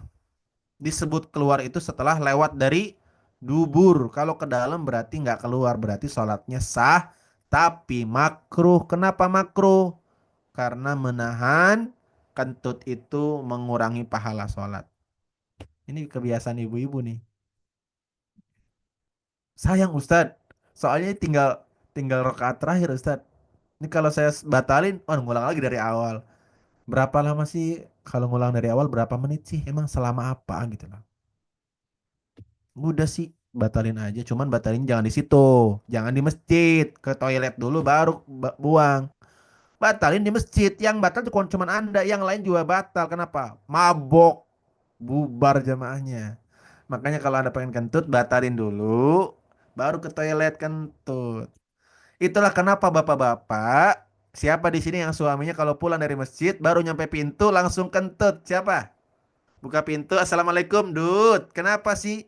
Karena itu sudah dia tahan dari masjid. Karena nggak enak sama jamaah. Sampai rumah barulah keluar. Dud, istrinya sudah mengerti tentang kebiasaan suaminya. Nggak marah. Biasanya kalau pernikahan di atas 10 tahun, nggak marah suaminya kentut di rumah. Justru dibalas. Istrinya balas, Dud. Itulah tingkat romantis yang paling tinggi, kawan-kawan. Bukan berbalas pantun, bukan berbalas puisi, berbalas bunga, tapi berbalas kentut. Itu biasanya pernikahan di atas 10 tahun. Doa ayu tuh, itu udah di masa itu. Betul tidak? Nahan kentut di dalam sholat tidak membatalkan sholat, tapi makruh boleh nih. Jelas? Iya. Tapi memang begitu. Ada juga ibu-ibu kalau habis sholat isya. Siapa yang pernah habis sholat isya? Assalamualaikum warahmatullahi Assalamualaikum warahmatullahi. Terus duduknya agak miring. Tahu ngapain? Duduknya miring. Membuka ruang. Allah karim. Itu tuh ibu-ibu banget tuh. Ustadz kok hafal banget ya? Saya 5 tahun membina pengajian ibu-ibu. Seberbes Tegal. Jadi saya paham betul kelakuan ibu-ibu lansia ya. Dulu saya ngisi pengajian lansia kawan-kawan. Betul ya? Masya Allah. Ustadz makan minum batal wudhu nggak? Makan minum batal wudhu kalau sambil kentut. Dut, dut tak batal. Tapi kalau makan dan minum saja tidak membatalkan wudhu jika makanannya tidak dibakar. Makanannya tidak dibakar. Memang ada aturan khusus kalau makanannya dibakar tuh makanan yang kena api ya bahasanya. Itu disunahkan wudhu. Yang kedua daging unta disunahkan wudhu. Tapi tidak wajib wudhu. Gitu. Ustadz kalau makan gorengan batal nggak? Batal kalau sambil kentut. Makan permen batal nggak? Batal kalau sambil kentut. Ya, jadi pembatal wudhu itu sebenarnya cuma satu. Secara secara kesepakatan. Apa-apa yang keluar dari depan dan belakang itu aja sebenarnya. Begitu. Oke, lanjut. Falam tajidu ma'a. Kalau kalian tidak menemukan air, fatayammamu sa'idan thayyiba, maka tayamumlah dengan debu yang baik. Tayamum tahu anggota tayamum hanya dua, hanya wajah dan tangan saja. Wajah sama seperti wudhu, tangan para ulama berbeda pendapat, kawan-kawan. Para ulama berbeda pendapat, ada yang cukup sampai pergelangan tangan, ada yang sampai siku. Dalam mazhab Syafi'i sampai siku. Karena mazhab Syafi'i itu bersikap hati-hati. Ya udah sampai siku aja. Pasti sah. Kenapa? Kalau sampai pergelangan cukup, sampai siku apalagi? Kan begitu. Tapi jangan melebih-lebihkan sampai melebihi siku. Sampai ketek. Itu bid'ah yang diada-adakan. Tidak pernah ada ulama yang memanjurkan wudhu tayamum sampai ketek. Ustaz sekalian soal ketek saya basah. Jangan. Ya. Masa pakai debu gitu ya. Udah gitu debunya ditempelin lagi ke tembok. Dipakai tayamum orang setelahnya. Kasihan mabok. Ini kok debunya beda-beda rasanya ini. Ternyata debu bekas ketek jamaah sebelumnya. Kan repot. Paham? Iya. Ustadz, apakah ketek yang bau membatalkan sholat? Jawabannya, ketek yang bau tidak membatalkan sholat bagi pemilik ketek. Tapi bisa membatalkan sholat di samping orang itu. Karena mabuk, akhirnya dia batal sholatnya. Itulah kenapa disunahkan menggunakan wewangian ketika sholat. Pernah nggak sholat di samping orang bau ketek? Saya pernah, Bu. Iya Allah. Itu antara hidup dan mati, kawan-kawan. Mau kabur lagi sholat. Nggak kabur pusing, kawan-kawan. Wih, baunya, Masya Allah. Kapan? Makanya hati-hati kawan-kawan ya, dijaga lisan. Khususnya ketika depan Ka'bah. Jadi cukup dalam hati, Fahri. Karena kalau di depan Ka'bah tuh semua kalimat itu dihisap oleh Allah dengan hisap yang sangat-sangat berkali lipat. Dosanya berkali lipat, pahalanya berkali lipat. Kalau di Madinah insya Allah aman lah ya. Tapi kalau di Mekah di depan Ka'bah kan memang orang sedang pakai kain ihram, tidak boleh pakai wangi-wangian kan. Gitu. Makanya saya banyak menahan nafas. Zikir itu menahan nafas. Ya. Ustadz, bagaimana kalau bau mulut? Makanya disunahkan siwak. Ya, kadang-kadang ada juga yang Allah Akbar. Allah Alhamdulillah. Allah. Makanya disunahkan siwak sebelum sholat, gosok gigi. Ada sekarang tuh semprotan. Ya. Gitu kawan-kawan. Tetapi ma yuridullah liyaj'ala alaikum min haraj. Allah tidak ingin mempersulit kalian. Artinya kawan-kawan, syariat tayamum itu untuk mempermudah.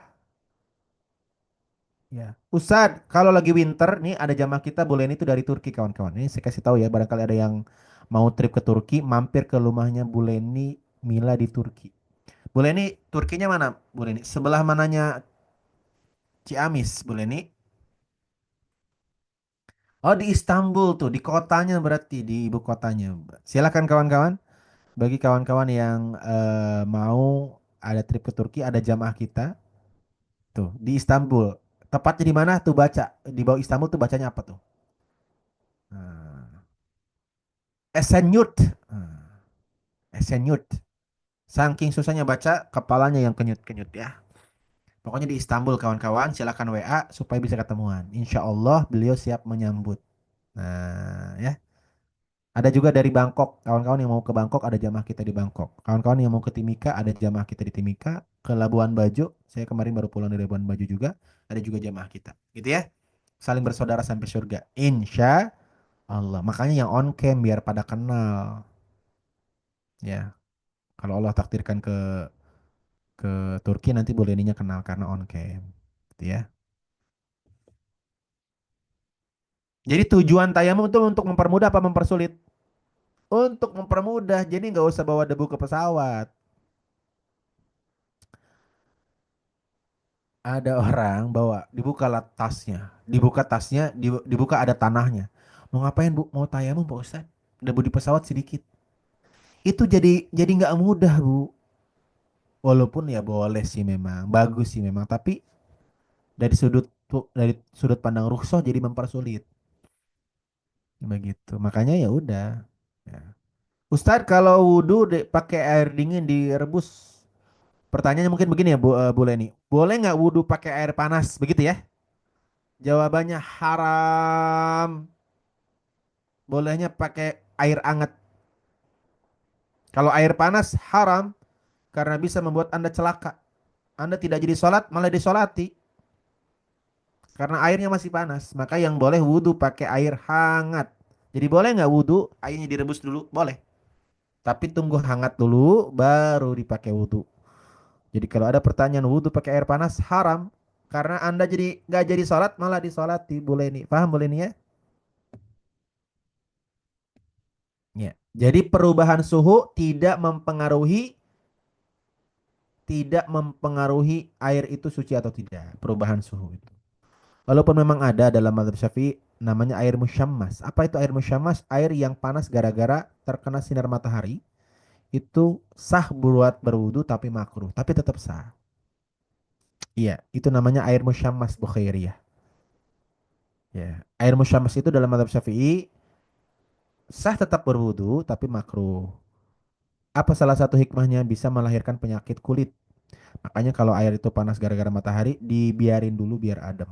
Biasanya kan panas gara-gara tandonnya di luar kan karena matahari. Begitu. Jelas ya?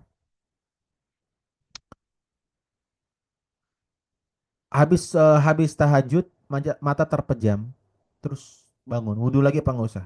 Nggak usah kalau memang nggak kentut. Tapi kan Anda tidur, tahu dari mana Anda kentut?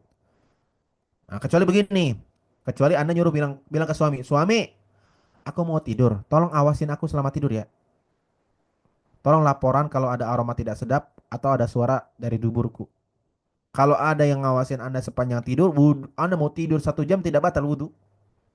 Karena Anda yang memastikan Anda selama tidur kentut atau tidak. Tapi kan nggak ada. Makanya ulama mengatakan kalau tidur wudhu lagi aja. Kenapa? Karena kita nggak tahu. Bisa dipahami sampai sini? Ada pertanyaan lagi? Jelas ya? Ustadz tapi ntar tidur, ntar apa nih? Tipe sepertinya. Diperbaiki lagi ngetiknya Bu Siti Karimah. Saya tidak bisa membaca bahasa selain bahasa manusia soalnya ya. Oke. Ada lagi?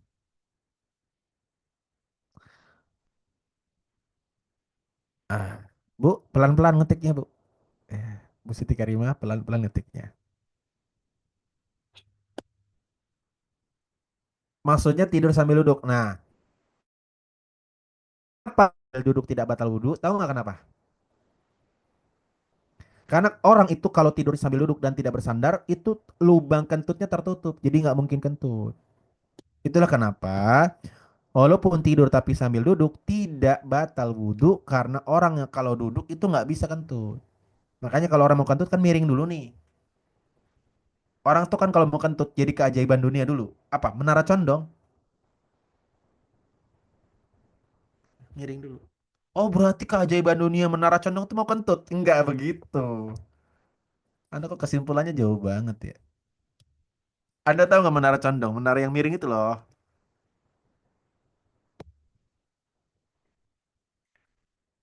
Gitu kawan-kawan. Jadi kenapa sih orang yang tidur sambil duduk itu tidak batal karena memang duburnya tertutup sehingga tidak memungkinkan untuk kentut. Jadi sholatnya tetap, wudhunya tetap tidak batal.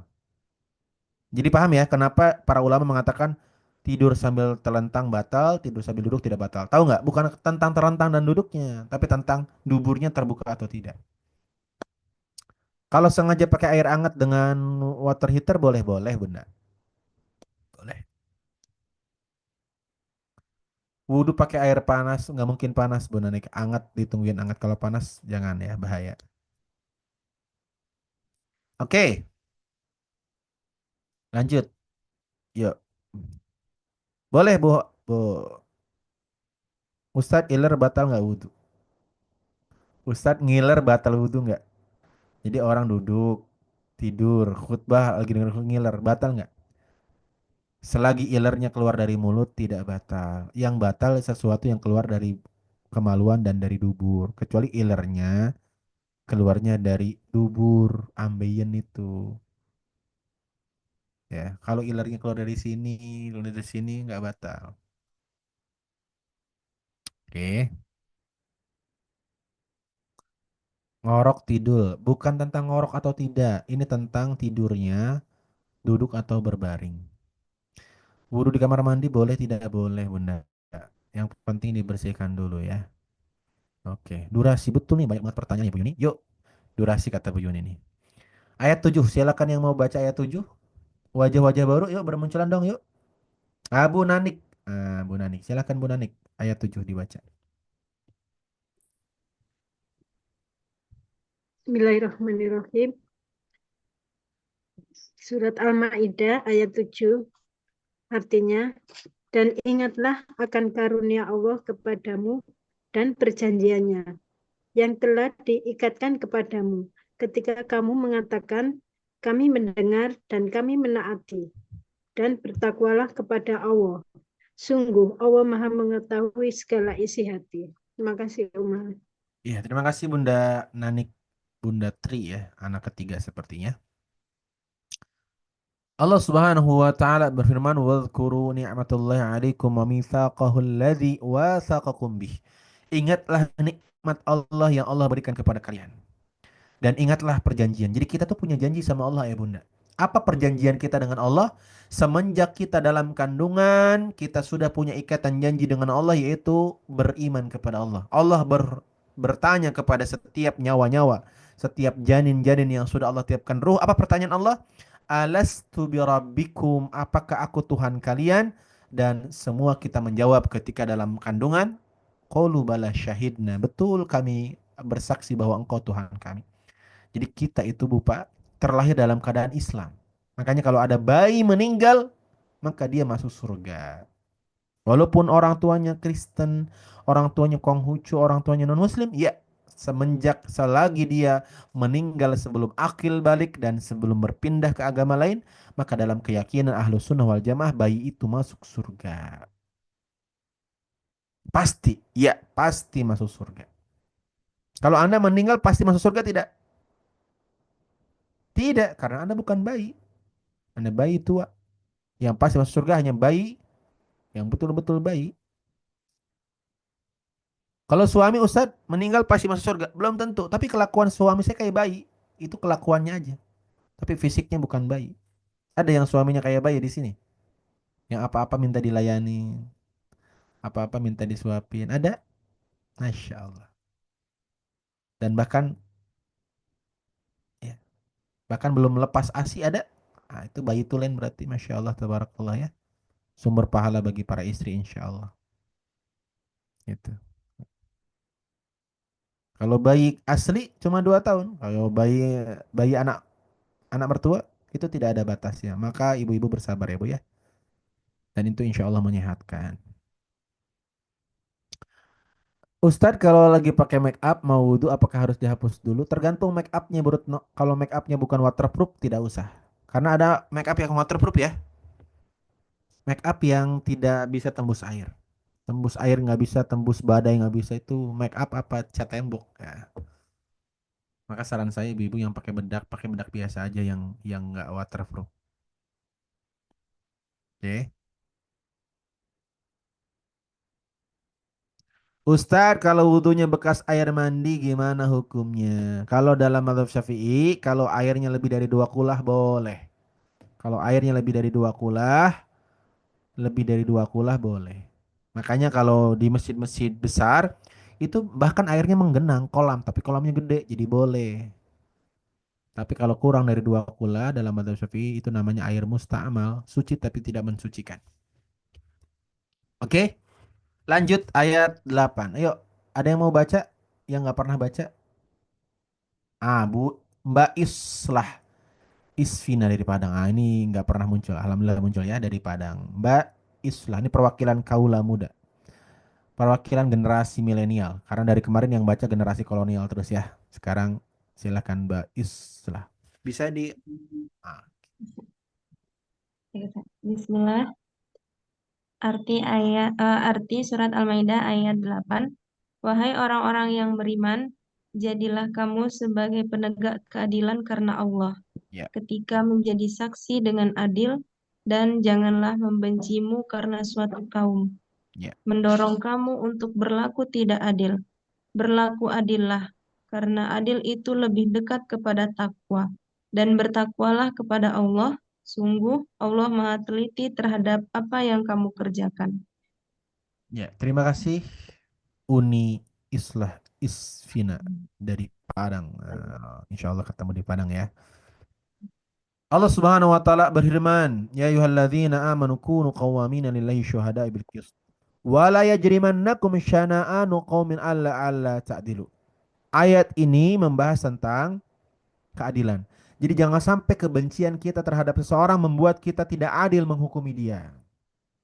Jadi Islam itu agama yang fair. Walaupun kita cinta, kalau dia salah kita katakan salah. Walaupun kita benci, kalau dia benar kita katakan benar.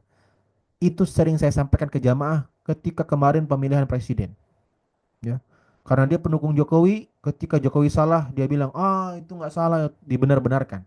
Karena dia pendukung Prabowo, ketika Prabowo salah, dia benar. Nggak boleh. Islam melarang itu, kawan-kawan. Islam itu fair. Walaupun kita cinta sama dia, kalau salah kita katakan salah. Kalau benar, kita katakan benar. Sebaliknya, kalaupun kita benci sama seseorang, kalau dia benar, kita katakan benar. Anda benci sama seseorang, misalnya si A. Si A-nya berbuat baik sedekah. Anda jangan bilang begini, ah itu mah pamer, itu mah pamer. Pamer tuh sengaja biar dibilang dermawan itu. Enggak, dia sedekah secara zahir dia baik. Walaupun Anda benci, Anda harus bilang dia baik karena dia bersedekah. Urusan niat, urusan dia dengan Allah Subhanahu wa taala. Tapi giliran cinta ada orang mencuri, dia bilang apa? Itu nggak mencuri itu niatnya membantu, membantu mindahin TV dari rumah pemiliknya ke rumah dia. Jadi jangan sampai cintamu membuat dirimu buta melihat kesalahan orang. Jangan sampai bencimu membuat dirimu buta melihat kebaikan orang. Jelas? Makanya selalu saya sampaikan, jangan berlebihan mengagumi saya. Jangan. Saya paling khawatir itu. Anda boleh suka ngaji di rumah muslim, boleh suka dengan cara penyampaian saya mungkin membuat hidup Anda melupakan hutang sejenak. Boleh-boleh saja. Tetapi jangan berlebihan. Saya manusia biasa yang banyak kesalahan dan kekurangannya. Bahkan ketika saya keluar rumah, saya menghilangkan atribut keustadan saya. Saya pakai kaos biasa, pakai celana jeans. Mungkin nggak kelihatan seorang ustadz. Dan saya memang tidak ingin terlihat sebagai seorang ustadz di luar. Ya. Dan saya lebih suka jadi sahabat, berbincang, ngobrol, kawan-kawan ya. Jadi kalau Anda suka sama seorang seustadz, jangan berlebihan. Khawatir nanti Anda akan sakit hati ketika ustadz itu melakukan sesuatu yang Anda mungkin tidak suka. Begitu. Ustadz kalau cukur kumis terus keluar darah dikit, itu batal nggak wudhunya? Kalau darahnya keluar dari hidung, tidak batal. Kan saya bilang wudhu itu batal kalau keluar dari kemaluan dari dubur. Begitu. Ustadz kalau tidur pakai baju loreng, kok Bu Gita tahu korban istri belikan? Pilihannya dua, pakai tidur di kamar atau tidak dipakai tidur di kamar tamu. Nah itu saya pilih pakai baju tidur loreng-loreng. Begitu tahu ya, mesti suaminya korban korban paksaan begitu nih. Perlu saya kirim fotonya? Jangan. Bisa dibuat emoticon nanti sama jamaah. Apalagi jamaah SS di sini berkeliaran, masya Allah, tabarakallah. Cukup istri saya saja yang tahu. Ya. Baju tidur tapi loreng-loreng, Kang Abdul banyak di online. Begitu kayaknya beli buat suaminya. Ustadz kalau lagi wudhu terkena darah nyamuk batal tidak batal. Tidak batal kalau sedikit, itu namanya ma'fu. Tapi kalau darah nyamuknya seember batal karena itu najis jadinya. Hanya kalau sedikit tuh ma'fu. Sedikit tuh berapa? Sebesar segini nih. Kalau darahnya cuma segini, ya, tidak batal. Oke? Satu ayat lagi. Jadi ayat 8 perintah adil. Walaupun benci tetap harus adil. Cinta juga harus adil. Musabrina. Habis wudhunya bukan anak Uma. Batal nggak wudhunya? Anak siapa yang cebokin? Anak mertua. Jawabannya batal menurut madhab Syafi'i Ibu Sabrina karena menyentuh kemaluan dalam madhab Syafi'i membatalkan wudhu. Menyentuh kemaluan dan menyentuh dubur. Kecuali nyebukinya tidak menyentuh, ditiupin doang tidak batal wudhunya. Tidak batal. Nah, jadi bisa nyebokin anak tidak membatalkan wudhu, bisa. Tapi jangan disentuh duburnya, jangan disentuh kemaluannya, ditiupin aja. Jadi mulut Anda jadi apa tuh? Kan ada tuh pengering. Silahkan bisa dipraktekkan, wahai para nenek-nenek yang sering nyebukin cucunya. Tiupin aja. Kalau pakai sarung tangan tidak. Kalau pakai sarung tangan karet baru tidak batal karena tidak bersentuhan dengan kulit ya. Masya Allah. Siap. Satu ayat terakhir. Bu April. Nah, Bu April dari Semarang. Lahirnya mesti bulan April.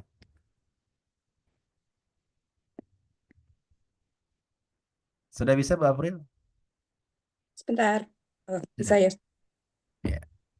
Al-Maidah, Al-Maidah surat Al-Maidah ayat 9. ayat 9. Allah telah menjanjikan kepada orang-orang yang beriman dan beramal soleh bahwa mereka akan mendapatkan ampunan dan pahala yang besar. Masya Allah. Terima kasih Bu April dari Semarang yang sudah membacakan ayat 9 surat Al-Maidah. Wa'adallahu alladhina amanu wa amilus salihati lahum maghfirah wa ajrun azim. Kawan-kawan ingat dua hal ini. Berbuatlah baik, berbuatlah taat untuk mendapatkan dua, ampunan dan rahmat Allah. Ampunan dan surganya Allah. Gak usah berharap balasan dari manusia. Karena berbuat baik, berharap balasan dari manusia itu sumber rasa kecewa, sumber sakit hati. Betul tidak? Ya, makanya kalau ibu-ibu di sini pagi-pagi buatin sarapan buat suaminya. Kenapa buatin sarapan? Supaya dapat ampunan dari Allah dan mendapatkan balasan dari Allah. Bukan dapat pujian dari suami. Ya. Karena suami itu, laki-laki itu susah banget muji. Benar gak Bu? Tapi kalau ada kurang, dia sebutin kekurangannya. Kalau ada lebih, dia nggak sebutin kelebihannya. Benar gak? Laki-laki itu egois. Benar gak? Mau didengar, tapi nggak mau dengerin. Benar gak Bu? Dia mau didengar, tapi dia nggak mau dengerin. Laki-laki itu pengen dimengerti, tapi dia nggak mau mengerti tentang perempuan. Benar nggak? Benar, benar lagi. Laki-laki itu merasa hidupnya penting, tapi dia nggak merasa hidup orang lain penting. Benar nggak? Benar. Makanya saya nggak suka laki-laki. Saya sukanya perempuan. Makanya istri saya perempuan. Tapi di balik semua kekurangan laki-laki, dia yang paling memikirkan hidupmu dengan caranya, Bu. Memang caranya begitu, diam. Diamnya suami itu, Bu, bukan ngelamun, tapi memikirkan banyak hal. Itu kalau kepala perempuan di scan, kepala perempuan dan laki-laki di scan beda isinya. Kalau perempuan ngelamun di scan isinya tas, sepatu, Turki, Hong Kong, Paris, Singapura, Disneyland, nah, jalan-jalan belanja. Kalau kepala laki-laki di scan isinya apa?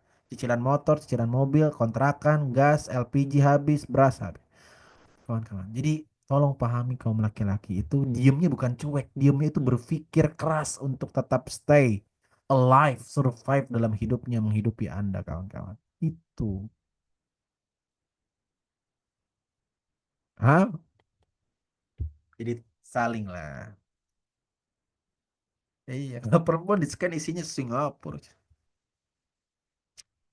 Suami lagi ngelamun, ya Allah, bulan ini cukup gak ya penghasilan? Soalnya nambah cicilan lagi. Tiba-tiba istri datang, sayang, iPhone 16 udah launching. Ya Allah, itu udah bawaannya mau mati aja tuh suami. Orang dia lagi pusing nih. Bulan ini cukup gak ya? Tiba-tiba datang istri cerita iPhone 16. Allah karim. Wahai para istri, mengertilah kondisi suamimu ya. Kalau suamimu berkecukupan, berkelimpahan, bolehlah. Tapi kalau suamimu sedang diuji dengan kesempitan, jadilah wanita penyejuk pandangan baginya. Berkatalah dengan kalimat yang sejuk, sayang. Aku nggak apa-apa kok, kamu nggak punya uang. Yang penting kamu di rumah, aku bahagia. Yang penting cintamu tetap untukku, aku bahagia sayang. Begitu dong. Sayang, udah nggak apa-apa, nggak usah mikirin. Ya, aku makan sama tempe dan tahu juga nggak apa-apa kok. Yang penting minumnya satu, boba ya. Ya Allah, minumnya boba. Lah satu satu gelas boba 25.000. Sama aja. Allah karim. Sayang, aku sederhana kok hidupnya. Aku mah yang penting sayang. Makan pop mie juga nggak apa-apa deh. Oh, suaminya seneng. Makan pop mie deh. Tapi di Singapura. Ya Allah, makan pop mie di Singapura. Allah karim. Memang makan pop mie di luar negeri itu lebih nikmat ya? Bener gak? Ada nggak yang setuju dengan saya? Makan pop mie di luar negeri itu lebih nikmat. Iya kawan-kawan. Ya, beberapa kali saya ke luar negeri itu makan pop mie itu beda banget. Masya Allah. Karena apa? Karena jarang gitu ya. Karena udah kangen dengan makanan Indonesia. Begitu. Gitu ya kawan-kawan ya. Nah, jadi mulai sekarang setiap berbuat baik, ingat dua hal balasannya. Ampunan Allah dan pahala yang besar, bukan pujian. Paham? Jadi kalau kita nggak dapat pujian, nggak apa-apa. Kalau kita nggak dapat sanjungan, nggak apa-apa. Yang penting dapat ampunan dari Allah dan dapat pahala dari Allah. Karena Allah tidak pernah menyia-nyiakan kebaikan sekecil apapun dari hambanya. Walaupun manusia tidak mengucapkan terima kasih, tapi Allah itu asyakur. Apa arti asyakur? Allah tuh paling respect, paling mengapresiasi kebaikan. Wa may ya'mal mithqala dzarratin khairan yarah. Siapapun yang melakukan kebaikan sekecil apapun, dia akan melihat balasannya. Begitu. Gitu ya. Wahai para istri, berbuat baiklah kepada suami, bukan supaya suami baik kepada Anda. Jangan. Udah fokus aja. Urusan suami mau berbuat jahat sama Anda, urusan dia sama Allah Subhanahu wa taala. Tugas Anda berbuat baik, pahalanya buat Anda. Suami, tugas Anda memberikan nafkah. Walaupun dikasih nafkah tapi masih bawel, dikasih nafkah masih ngomel-ngomel, itu urusan istri dengan Allah Subhanahu wa taala. Walaupun kadang-kadang lucu perempuan itu, uang suami dipegang semuanya sama istri. Tiba-tiba pas ulang tahun dia minta kejutan. Kejutan dari mana duitnya, ibu-ibu? Bukankah duitnya yang megang Anda? Justru kalau suami beli barang, semuanya terkejut. Kenapa? Duitnya dari mana? Duitnya dipegang istri semua. Kadang-kadang perempuan begitu bersabar, Pak. Dapat pahala yang besar insya Allah. Ya. Bapak-bapak bersabar walaupun kadang-kadang istri jawab terserah, tapi ujung-ujungnya tidak terserah. Sayang, malam hari ini kita makan malam di luar saja ya. Mau makan apa? Terserah. Yaudah kita makan sate ayam. Ah, bosan. Bakso nggak kenyang. Martabak nggak enak. Bersabar, Pak. Itu ladang pahala bapak-bapak. Dan nggak akan lama dunia ini. 60 sampai 70 tahun saja. Sabar, masuk surga insya Allah. Dan di surga sudah menunggu bidadari-bidadari yang cantiknya tidak pernah terbayangkan. Dan Anda mendapatkan jatah lebih dari satu. Jadi bapak-bapak yang selama di dunia pengen poligami tapi nggak berani, di surga otomatis. Makanya saya sampaikan ke bapak-bapak, Pak, yang rajin ibadah, yang sabar ngadepin istri, insya Allah Anda akan mendapatkan bidadari lebih dari satu di surga. Masya Allah. Ada lagi ibu-ibu yang bilang, Ustadz, boleh nggak khusus suami saya nggak dapat bidadari? Bu, tolong. Cukup di dunia aja Anda melarang-larang ya. Di surga udah nggak berlaku aturan itu. Karena semua perasaan cemburu dicabut oleh Allah di surga.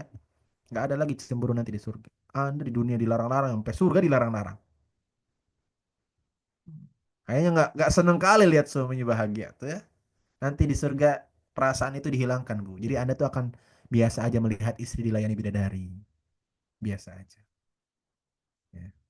Nanti yang mijitin kaki sendiri, paha sendiri. Oh, Masya Allah. Indah nggak? Indah bapak-bapak. Makanya yang sabar Pak Komar ya. Yang sabar. Nah, terus balasan perempuan apa kalau masuk surga Ustaz? Dapat bidadara nggak? Nggak dapat bidadara. Perempuan itu kalau masuk surga akan Allah jadikan bidadari tercantik mengalahkan bidadari penghuni surga. Jadi anda-anda nih kalau masuk surga Allah akan jadikan wanita tercantik. Jadi apa ya? eh, Ketuanya bidadari. Jadi mohon maaf banget. Di surga nggak ada penghuni surga yang wajahnya kayak Anda di sini. Mohon maaf sebelumnya ya. Kenapa nggak ada? Karena cantiknya wanita bidadari tidak pernah bisa dibayangkan. Kenapa? Saking cantiknya. Digambarkan, Ustadz berarti saya pernah dengar Ustadz, katanya bidadari itu transparan ya Ustadz kulitnya. Jadi kalau minum airnya kelihatan. Itu tidak jadi cantik, itu mengerikan. Jadi tolong jangan membuat bayangan yang tidak ada di Quran dan hadis. Mana ada sampai airnya kelihatan, itu bukan cantik, itu mengerikan ya. Berarti tengkoraknya kelihatan dong.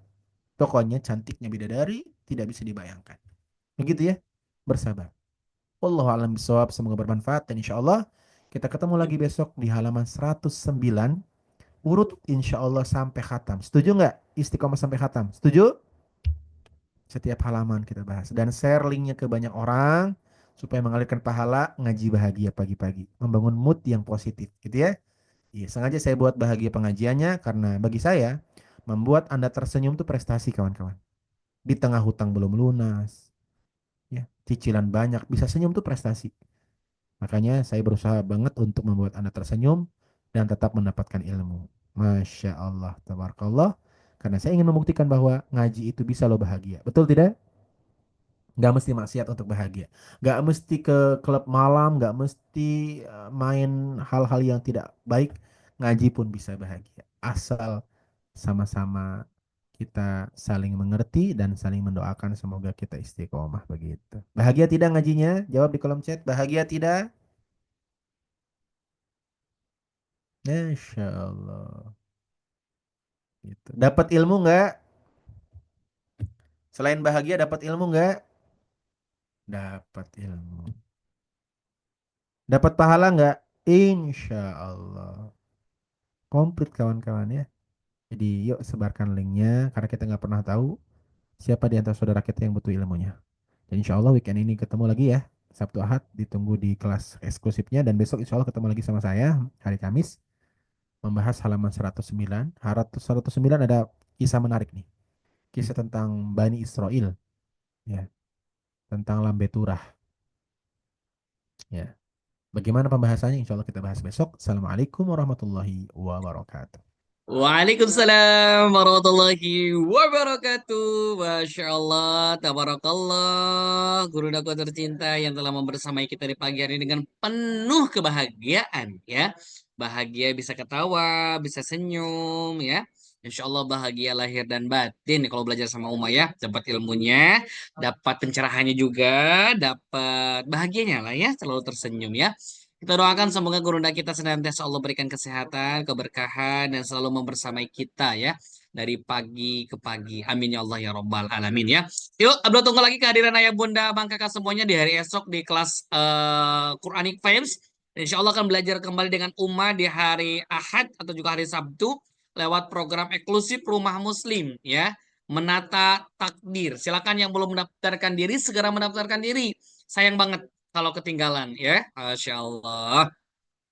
Boleh ajak yang lainnya Kang? Boleh. Silakan ya Bunda ajak lagi sebanyak-banyaknya untuk bergabung bersama kita di program Rumah Muslim. Yuk, terima kasih atas ikut serta ya Bunda, Abang, Kakak semuanya berperan aktif di pagi hari ini. Mari sama-sama kita akhiri perjumpaan kita dengan mengucapkan hamdalah. Alhamdulillahirabbil alamin.